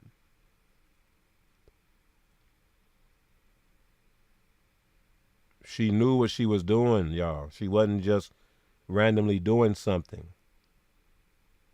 Y'all ever ask yourself that? Why did she go for his garment? What made her do that? I always thought it was just random. That was just something she just decided to do. No, she was being very intentional on what she was doing. She was going for his kanaf. That's where his fringes were, y'all. Remember, Yahusha kept the commandments. So, of course, that's where his fringes were. Because according to Torah, you're supposed to put your fringes on your kanaf, on the borders of your garment. She literally came from behind and touched his seat, y'all, his fringes. Holding on to the word. Wanting to be covered by the word, y'all. And when she did that, it said, and immediately her flow of blood stopped. And Yahusha said, who touched me? When all denied it, Peter and those with him said, Master, the multitudes throng and press you, and you say, who touched me? But Yahusha said, somebody touched me, for I perceived power going out from me. Because the disciples is like, man, everybody is pressing you or push you, man. It's a multitude of people out here. And you saying, who touched you? What do you mean? Yahusha, they're just trying to understand, because it's like, man, everybody touching you. But Yahusha like, oh, nah, that's different. Nah, somebody, I felt power going out of me. I felt virtue coming out of me. He's like, man, somebody touched me. In verse 47, it says, now when the woman saw that she was not hidden, she came trembling and falling down before him. She declared to him in the presence of all the people the reason she had touched him and how she was healed immediately. Why did she touch the borders of his garment? Why did she touch his kanaf, though? Like, why? Why she ain't touch his feet or something else? There was something very intentional about this action. And he said to her, daughter, be of good cheer. Your faith has made you well. Go in shalom. That's huge. He called her daughter, y'all. You know why he called her daughter? Because she proved by doing that she received and studied the word. The word was in her. While he was still speaking, someone came from the ruler of the synagogue's house saying to him, your daughter is dead. Do not trouble the teacher. But when Yahusha heard it, he answered them saying, do not be afraid, only believe and she will be made well. Okay, so we'll stop there. That's when it goes into another story, when he healed the other daughter. But let's look at this. Let's look at this, because it says here that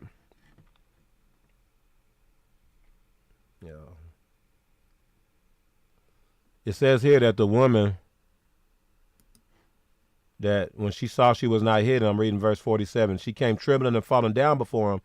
And then look what it says. She declared to him in the presence of all the people the reason she had touched him. Now, look, when it says that, I always assume that she was just telling him that I touched you because I wanted to be healed.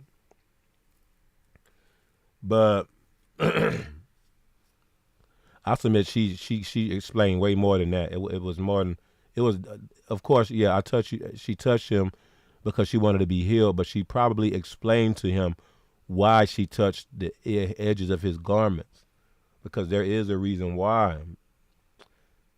She studied the words of the prophets and believed the word. That's how he knew that she was a daughter. He knew your father is me. Your father is my father. You a daughter of the covenant. I think it's let's go to the book of Micah real quick.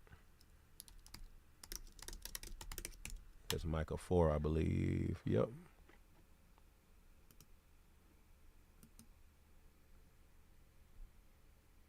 I submit to y'all that this is what she was reading, y'all. Micah 4. Look at this, y'all. Now it shall come to pass in the latter days that the mountain of Yahuwah's house shall be established on the top of the mountains and shall be exalted above the hills, and peoples shall flow to it. Now look at this. Many nations shall come and say, come and let us go up to the mountain of Yahuwah, to the house of the Aluah of Yaakov. He will teach us his ways, and we shall walk in his paths.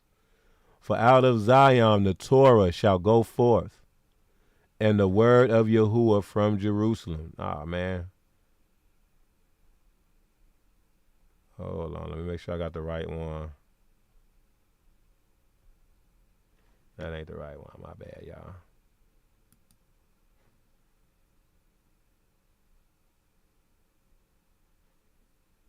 Oh, Malachi. I was in Micah. That's why I messed up. Malachi.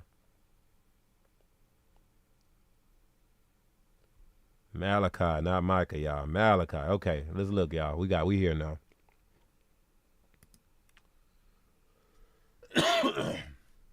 For behold, the day is coming, burning like an oven, and all the proud, yes, all who do wickedly will be stubble. And the day which is coming shall burn them up, says Yahuwah Sabaoth, that will leave them neither root nor branch. But look at here. Now, this is talking about that's like about a vine, basically, in a sense. Will leave them neither root or branch. But to you who fear my name, the Son of Righteousness shall arise with healing in his wings. Y'all see this. And you shall go out and grow fat like stall-fed calves. This was a prophecy in the book of Malachi. It says, but to you who fear my name, the Son of Righteousness shall arise with healing in his wings. Now, that's the word kanaf. I submit to you, the lady with the issue of blood studied this word, read this word, and believed this word. Because, see, we reading it in English, so we just automatically thinking wings like a bird's wings.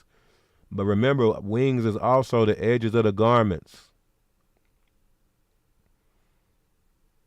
That woman with the issue of blood received that word, and she went for his wings, because she read here that the Son of Righteousness shall arise with healing in his wings.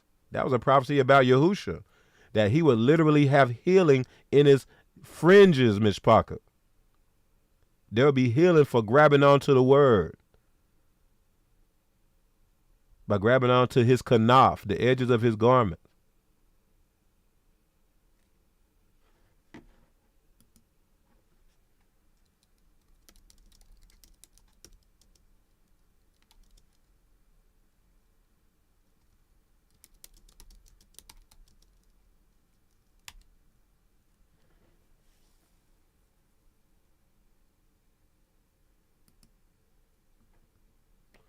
Let's look at Zechariah chapter 8, y'all.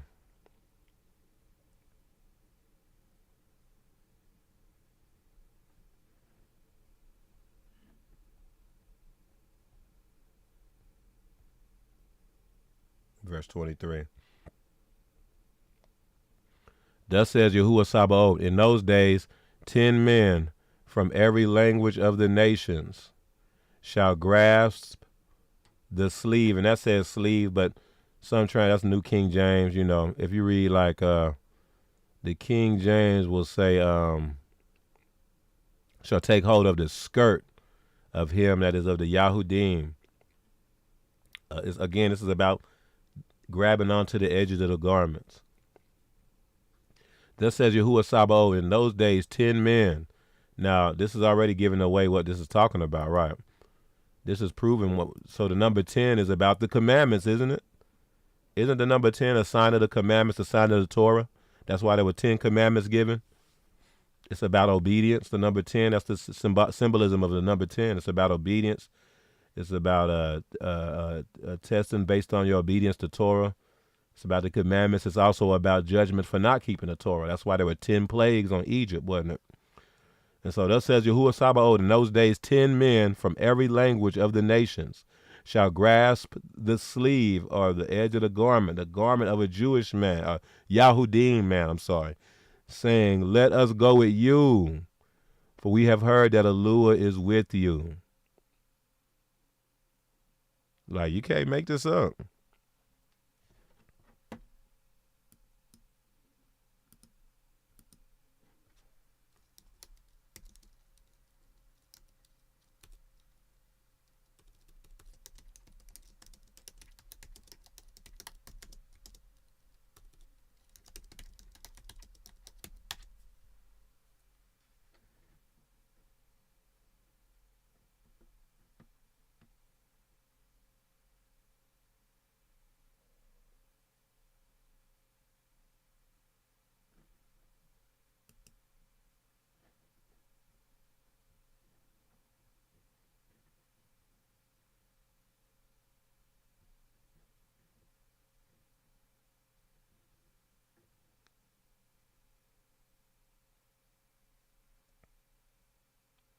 Let's go to Matthew chapter 14. I want y'all to see this.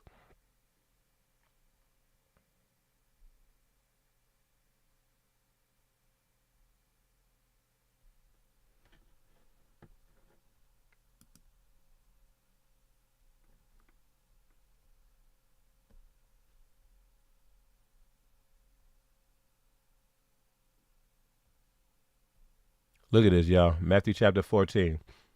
I'll start with verse 34. It says, when they had crossed over, they came to the land of Gennesaret.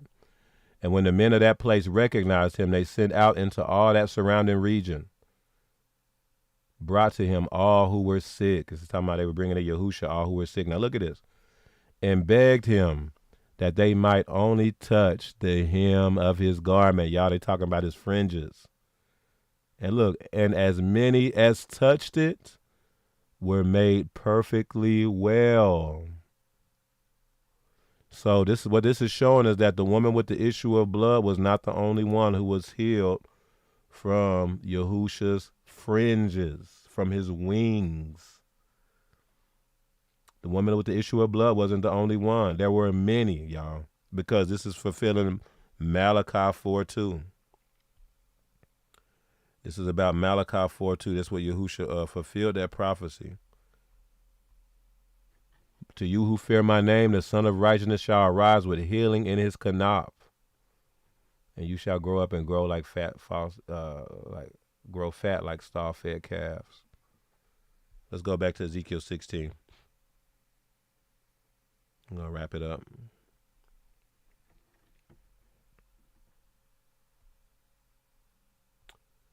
So Ezekiel 16 verse 3, it says, and say, thus says Adon Aluah to Jerusalem, your birth and your nativity are from the land of Canaan.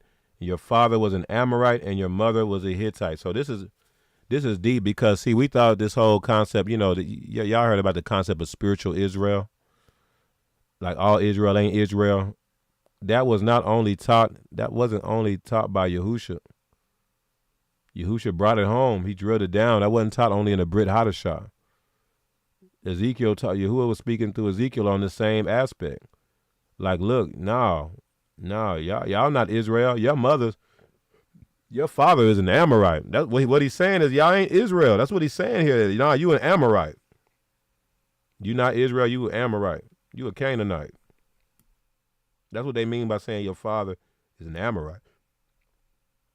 All Israel ain't Israel. That's what that's saying. So let's keep going. As for your nativity, on the day you were born, your navel cord was not cut, nor were you washed in water to cleanse you. You were not rubbed with salt, nor wrapped in swaddling cloth.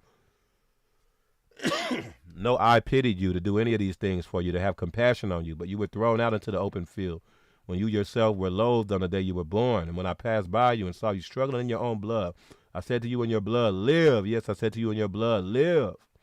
I made you thrive like a plant in the field, and you grew, matured, and became very beautiful.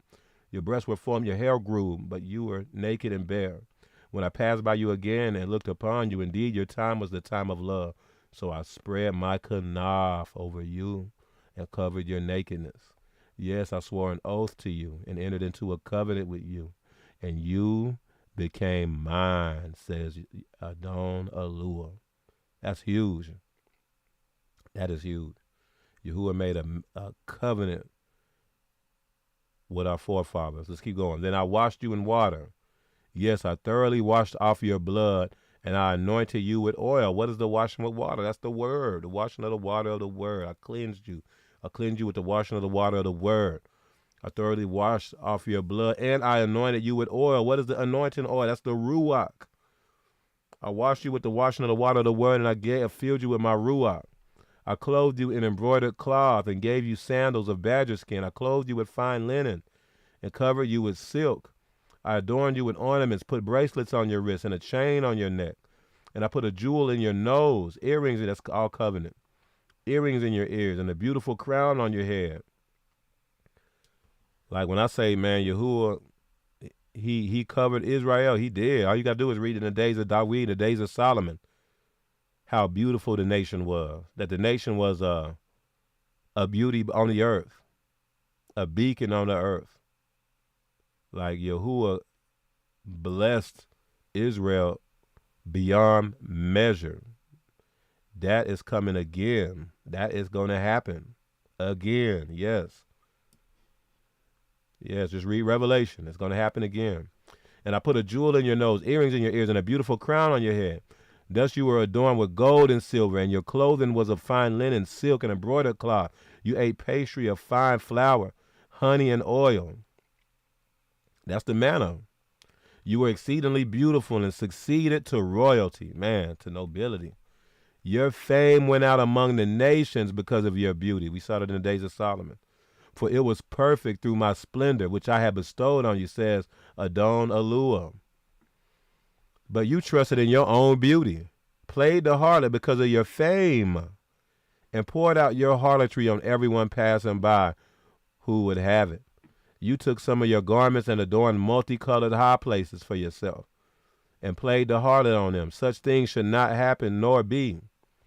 You have also taken your beautiful jewelry from my gold and my silver, which I had given you, and made for yourself male images, and played the harlot with them. This is similar to what happened even there in the days of, when the children of Israel were in the wilderness. They did that with the golden calf. They took their jewels and they made an idol and played the harlot, which means they were worshiping another Aluah. That's what they mean by playing the harlot. Spiritual adultery or spiritual harlotry. You took your embroidered garments and covered them, and you set my oil and my incense before them. Man. Also my food which I gave you, the pastry of fine flour, oil, and honey, which I fed you, you set it before them as sweet incense. And so it was, says Adon Aluah. Moreover, you took your sons and your daughters, whom you bore to me, and these you sacrificed to them to be devoured. Man. So Yahuwah definitely cares about how you move with your children as well.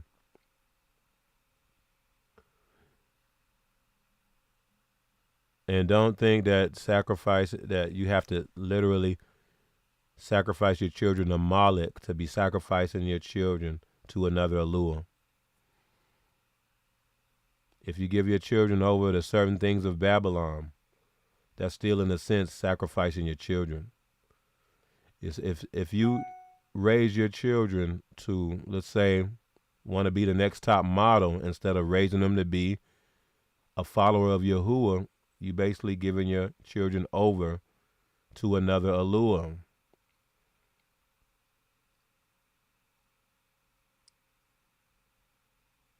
These are things you got to look at. Were your acts of harlotry a small matter, that you have slain my children and offered them up to them by causing them to pass through the fire? Like, this is real. Like, sometimes as parents, what we'll do,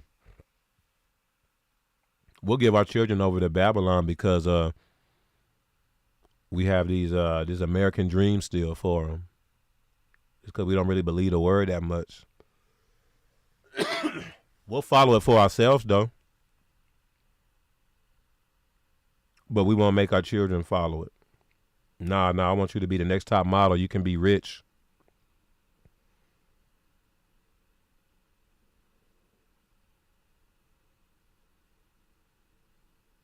We have to look at how we're moving with our children as well. Yahuwah looks at that as well, y'all. That's what this is showing. That you have slain my children, offered them up to them. That you have slain my children and offered them up to them by causing them to pass through the fire. You have to ask yourself, you're like, are you doing anything that will cause your children to be spiritually dead? Are you doing anything to influence your children to turn away from Yahuwah? You always got to look at that. Verse 22, and in all your abominations and acts of harlotry, you did not remember the days of your youth when you were naked and bare, struggling in your blood. Like, Israel got beside themselves. We got beside ourselves, ungrateful. It's human nature to be ungrateful.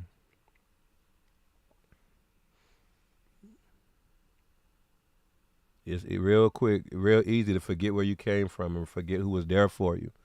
Once you make it, once you're doing well, it's very important to have a heart and a mindset and posture of gratitude at all times, lest you fall into being ungrateful. Always Zakar the things Yahuwah delivered you from. Always Zakar, remember the things Yahuwah has saved you from and delivered you from. Lest you get beside yourself and forget and become ungrateful. Verse 23, then it was so after all your wickedness, woe to you, says Adon Aluah, that you also built for yourself a shrine and made a high place for yourself in every street. You built your high places at the head of every road and made your beauty to be abhorred. You offered yourself to everyone who passed by and multiplied your acts of harlotry.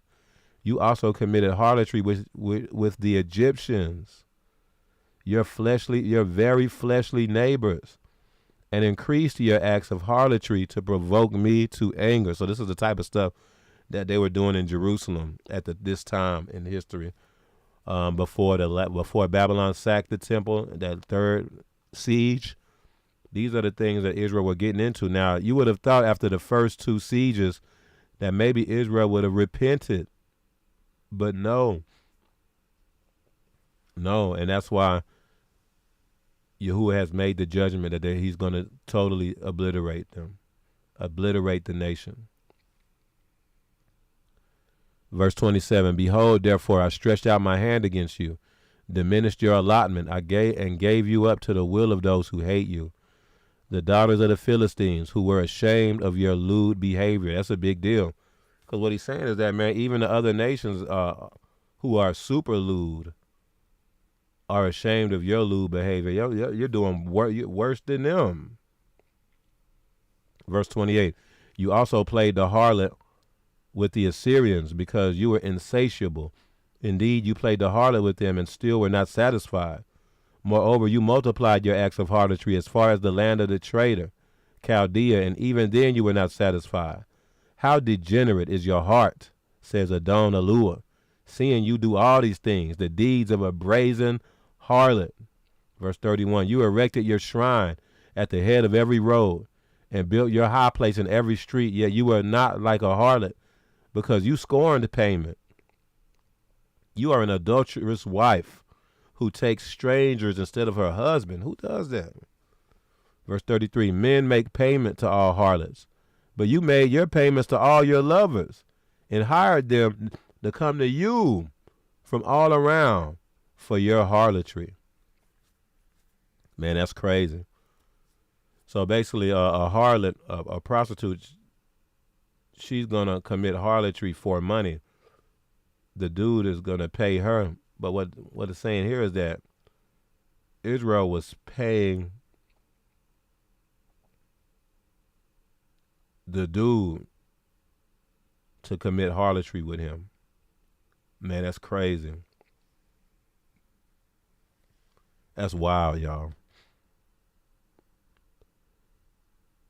This is why the temple was destroyed during the days of Nebuchadnezzar, y'all. This is the type of stuff that our people were doing that led to that judgment. Verse 34. You are the opposite of other women in your harlotry, because no one solicited you to be a harlot, in that you gave payment, but no payment was given you. Therefore, you are the opposite.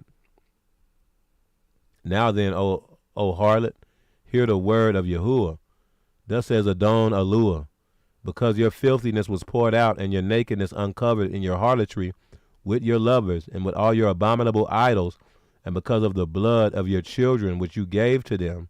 Surely, therefore, I will gather all your lovers with whom you took pleasure, all those you loved, and all those you hated. I will gather them from all around against you, and will uncover your nakedness to them, that they may see all your nakedness. So he's going to expose them. And I will judge you as women who break wedlock, or shed blood, are judged. I will bring blood upon you in fury and jealousy.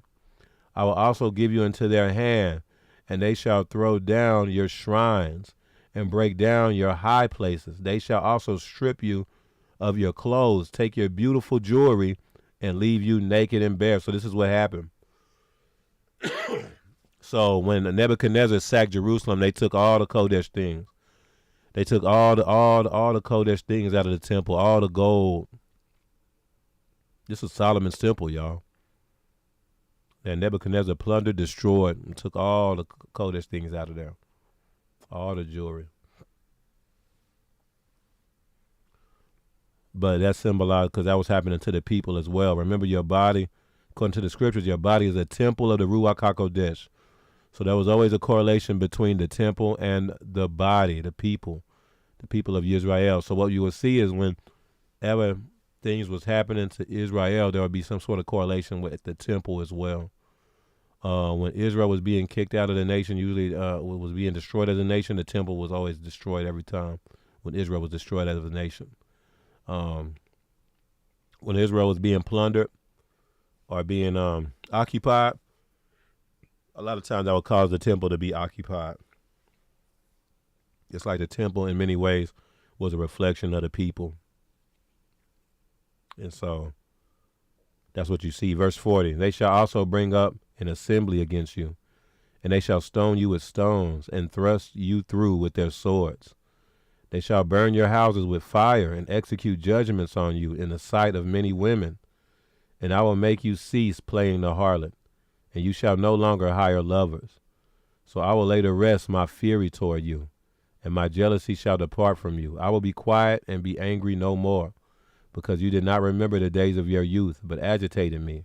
With all these things, surely I will also recompense your deeds on your own head, says Adon Aluah, and you shall not commit lewdness in addition to all your abominations. Indeed, everyone who quotes Proverbs will use this proverb against you. Like mother, like daughter. You are your mother's daughter, loathing husband and children, and you are the sister of your sisters, who loathed their husbands and children. Your mother was a Hittite and your father an Amorite. This is the concept of all Israel ain't Israel. Where Yahuwah is saying, nah, your father is the Amorites. That's what, the way y'all moving and based off of y'all fruit, nah, y'all Amorites, man. Y'all Canaanites, y'all Gentiles. Y'all are not Israelites based on your actions.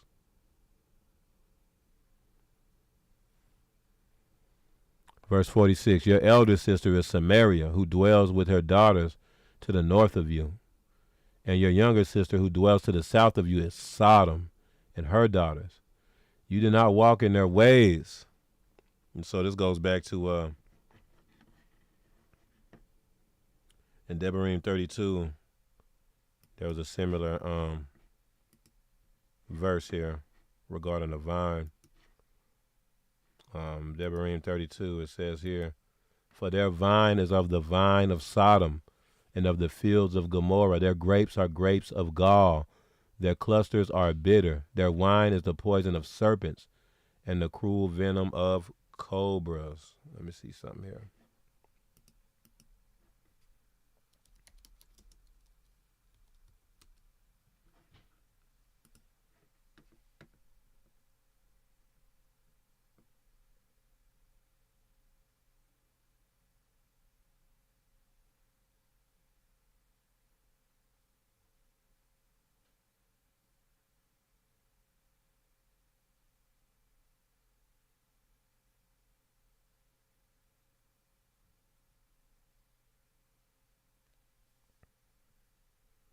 Yeah, so in the context when you read Deuteronomy 32:32, actually seeing it's referring to the other nations. The context of Deuteronomy 32, just make that clear, the context is regarding the other nations. That their vine is of the vine of Sodom and of the fields of Gomorrah.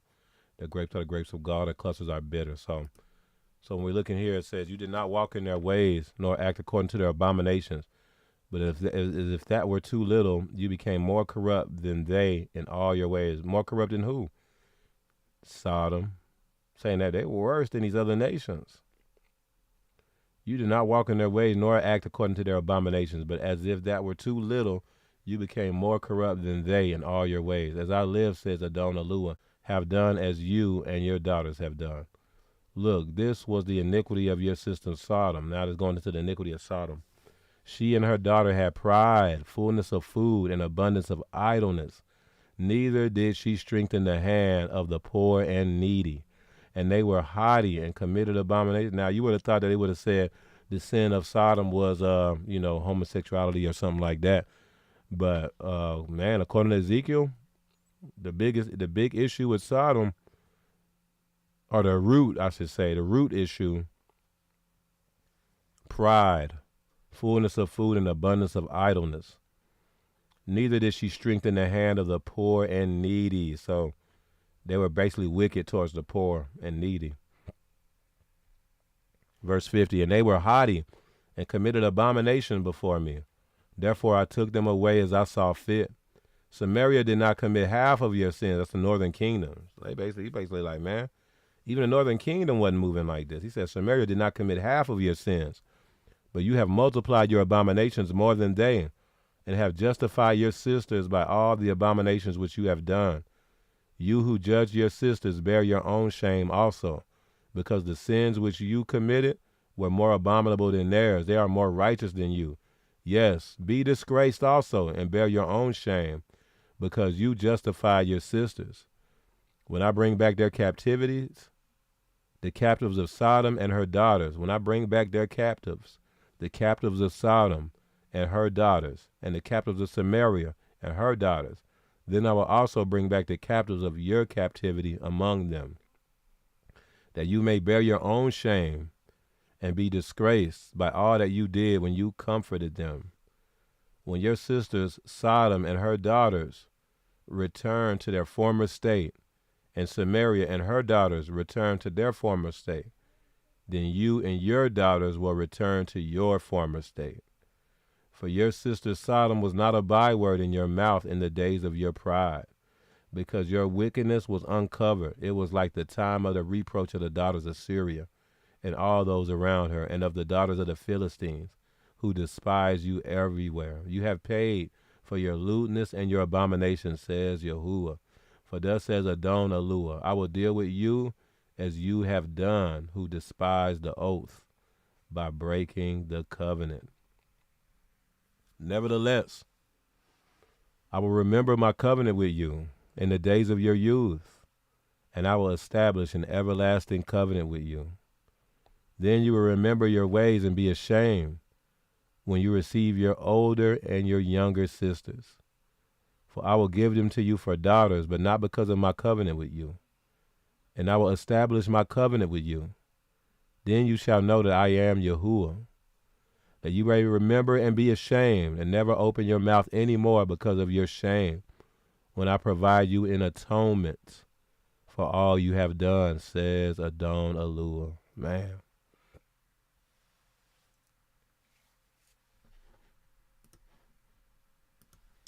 Yeah, this is deep, y'all. Being covered by the Most High. Healing in the edges of his garments. Healing in his wings. Refuge in his wings.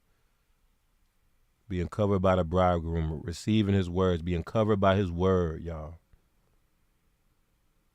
There's protection in his word. Let's see what y'all got.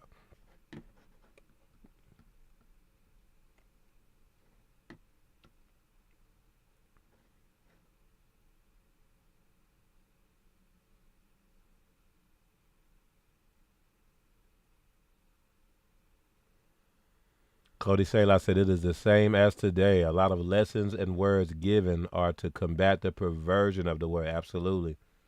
It's to combat the perversion of the word.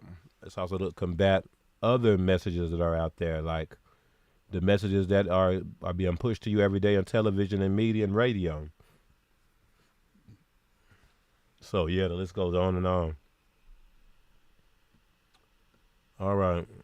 Nakama Yahoo said, the majority of our people live in disobedience. I agree. Ima Yashayahu said, lost and destroyed for a lack of knowledge. Man, that's so real. People are destroyed for a lack of knowledge. That's the script.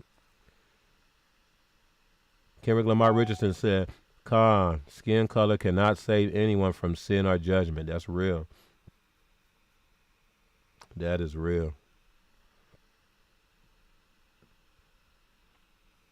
Maury Manu said, Khan, Dan or Dean, Dalit Noon is the root word. It's the strong leader who judges you. Man, that's it. Rather in Thub or Ra. So that's regarding the word Adon. Like for Adoni or Adon. It's the strong leader Aleph who judges. Dalit Noon, Dean. Kimberly Lamar Richardson said, every tree that bringeth not forth through fruit is hewn down and cast into the fire. Matthew 7:19. Man, that's a through that's a through address right there. Through precept. Through word. Supposed to be bearing fruit. Kaya Amunah Sabayahu said, double honor. Oh, shalom, shalom. Much avam. Nakama Yahoo said, pruning away the bad leaves frees up resources in my vegetable garden to be more productive. That's it. You right on it. That's it. Cody Selah said, fight the default, man. That's it. I am here said, thank goodness. That's for the men and lads. Thank Thuba, that's for the men and lads. I don't remember the context of that one. Maury Manu said, Khan, no one is exempt from the trauma of this captivity. Man, that's so real. That's real. Nakama Yahoo said, obedience. That's it. Abiding in his word. That's it. I am here said, I will request that we cover Ahava. This is a mark of his disciples, and this is a real touch point amongst Yasharah. Yeah, most definitely. Ahava is but a lot of people don't really understand. You know, Ahava is an action word. You know, there's way more to it than we realize. I'll just say that.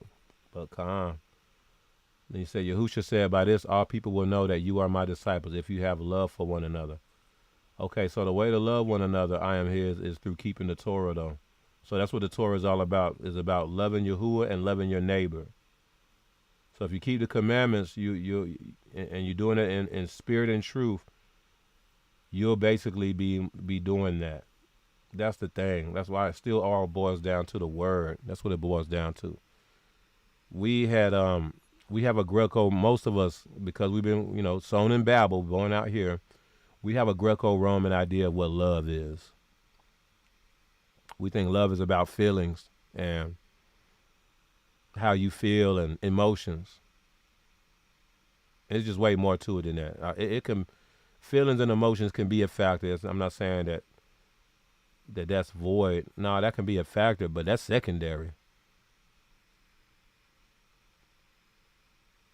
That's why Yahushua said, if you love me, you'll keep my commandments. That's why he said that. Love surrounds around abiding in his word, y'all.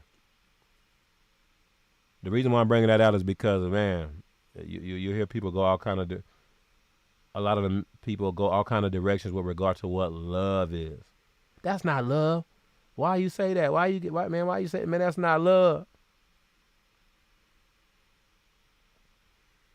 I'm sure a lot of people thought Moshe was not moving in love when he did some of the things Yahuwah told him to do. True love is keeping the commandments, Miss Packham.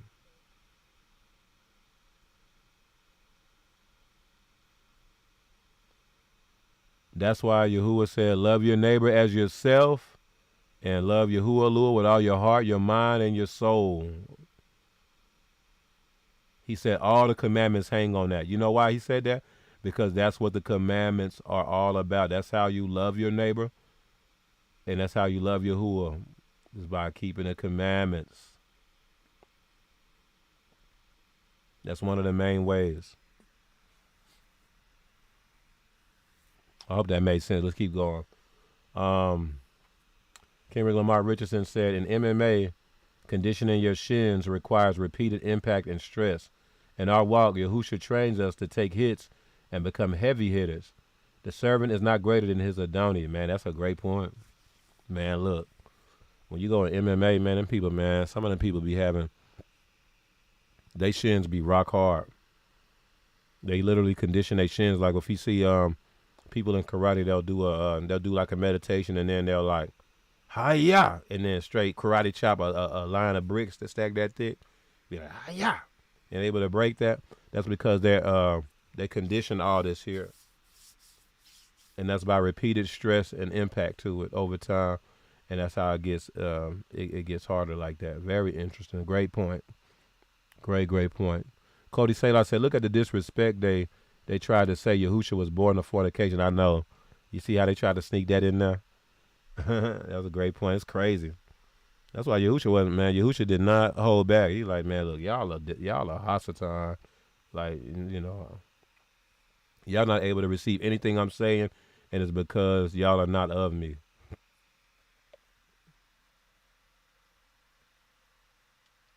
Maury Manuel said they could not see their sin at all. How could they say we were never slaves? I know, ain't that crazy?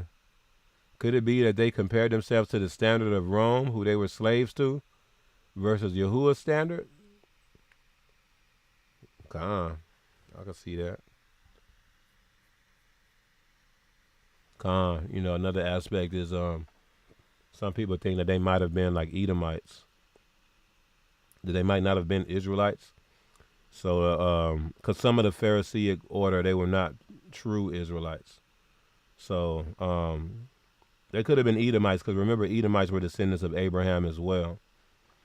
And, you know, Edomites weren't in captivity. They haven't been in no major captivity that I know of like that.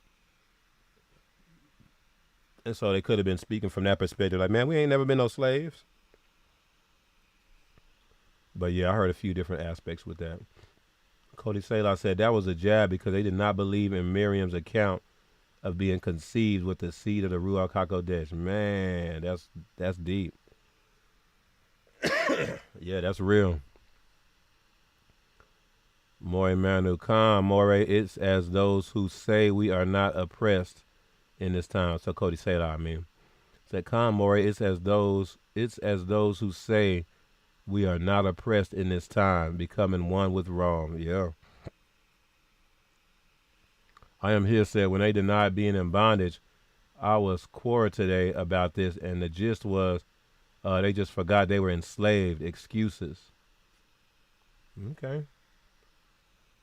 I guess that could be a possibility. I think that's kind of a long shot, but I guess, you know, it's a possibility.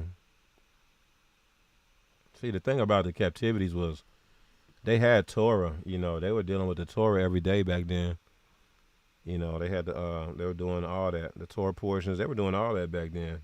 Um, so I think it's a long shot that they didn't know the children of Israel were in captivity throughout history. But nevertheless, I get what you're saying. I get what you're saying. Let's see.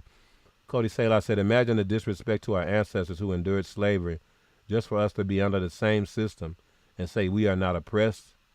It's crazy. Khan. Yeah. Nakama Yahoo said, hallelujah for the word of life spoken over us by Abba Melech Yahuwah. Hallelujah. Hallelujah. Just be in GME said Adam. Strong's definition, Hebrew Greek number 119, number 120. Ruddy, red, show blood in the cheeks, first man. Khan, yeah.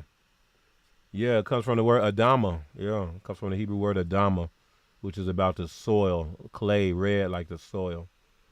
Like the Adama heifer, the red heifer. So, yeah. It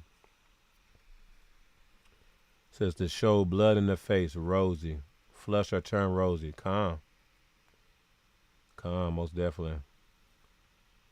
Cody Salah said, verse 6, when we were told to live, reminds of Ezekiel 37. I believe it was a foreshadowing. Yeah, it reminded me of that too. Cody, I can relate. I thought about that as well. It said, breathe on these dry bones. Breathe, breathe on these dry bones that they may live. So, yeah, that reminded me of that as well. Let's see. Ima Oriel said, he covered us going out of Egypt. That's it, Ima. That's it. That's real. Just be in GME said, true or false? Flames of fire burns. Beautiful blue at its hottest point. Yeah. Yeah, I talked about that in the past. The most oxygen rich part of the flame, it does have it's a blue color. That's true. Galatians 3:28, neither Jew nor Gentile. Come. And just being GME said it, and his eyes were like flames of fire. Ima Oriel confirms that blue flames are the hottest. Cody Salah said sapphire. Oh, that was when I asked the question. Yeah. So a lot of y'all got that right. Yeah, Benjamin Roseman got that one, man. That's dude. All right. Let's see here. Nakama Yahoo said, hallelujah for the wings of the Most High, Melech Yahuwah. Come. I am here, said, we refer to Abba Yah, the Lion of Yehuda. And here we see him also as the eagle too, king of the bird kingdom. We refer to Abba Yah, the Lion of Yehuda, and here we see him also as the eagle too, king of the bird kingdom. Yeah. Yeah.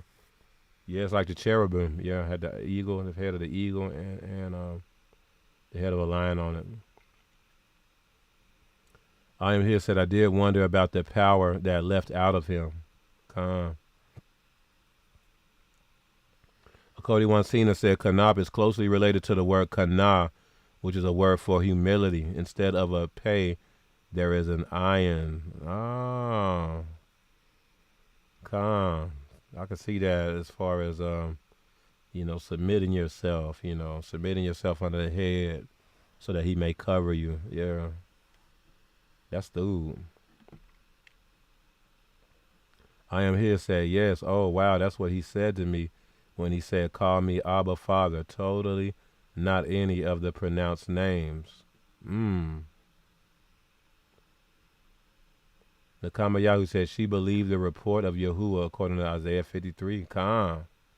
And also according to Malachi 4. Malachi 4 verse 2. Cody Wansina said, Mushal, if I email you, would you be able to provide me with a Hebrew analysis of the word kana? And the answer is rebirthatx@gmail.com. Rebirthatx@gmail.com. Send it on through. Most definitely. I am here, said, boxing reference. They just have to take hits. Man, that's real. That is real. That is real. Wansina said, I hope this question comes across clear, but is Adoni and Adon the same word? For instance, when I say Adoni Yahusha, and my answer is yes, that is the same word. That's a very clear question. So when you're dealing with Hebrew, Cody Wansina, they have prefixes and suffixes, and then you have the root words, and so Adoni is like the closest to the root word. I know, like More Man was talking about how Dan is the root word, but at least for this word, that's when you break it down even more granular. But really, the root word would be Adon in this instance, and Adoni just means my Adon. So with the yod at the end, that's a suffix. That's just more of my, the connotation of my. You know what I'm saying? And you'll have prefixes, you'll have suffixes and things like that. So yes, it is the same word though, to answer your question. But all praise to the Most High, y'all. Very powerful. We're gonna go ahead and close. But Most High willing, we'll do this again next week, y'all. But much ahava. Shalom, shalom. If you have any further questions or anything, you can always email me though. That's for everybody. rebirthatx@gmail. Much ahava, y'all. Lakam la shalom.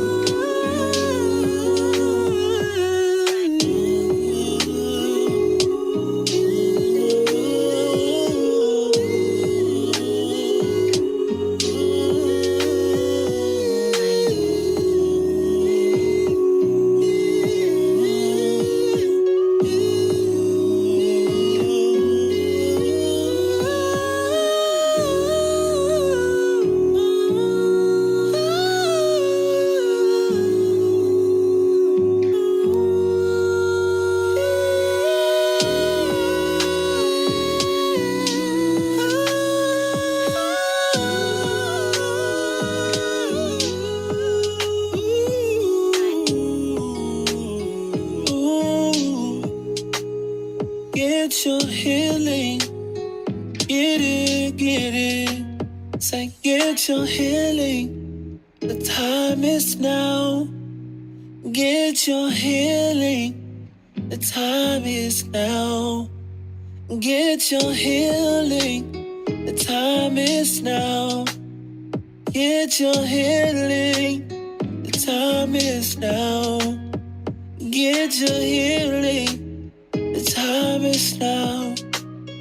Get your healing. The time is now. Get your healing. The time is now. Get your healing. The time is now. Time is now.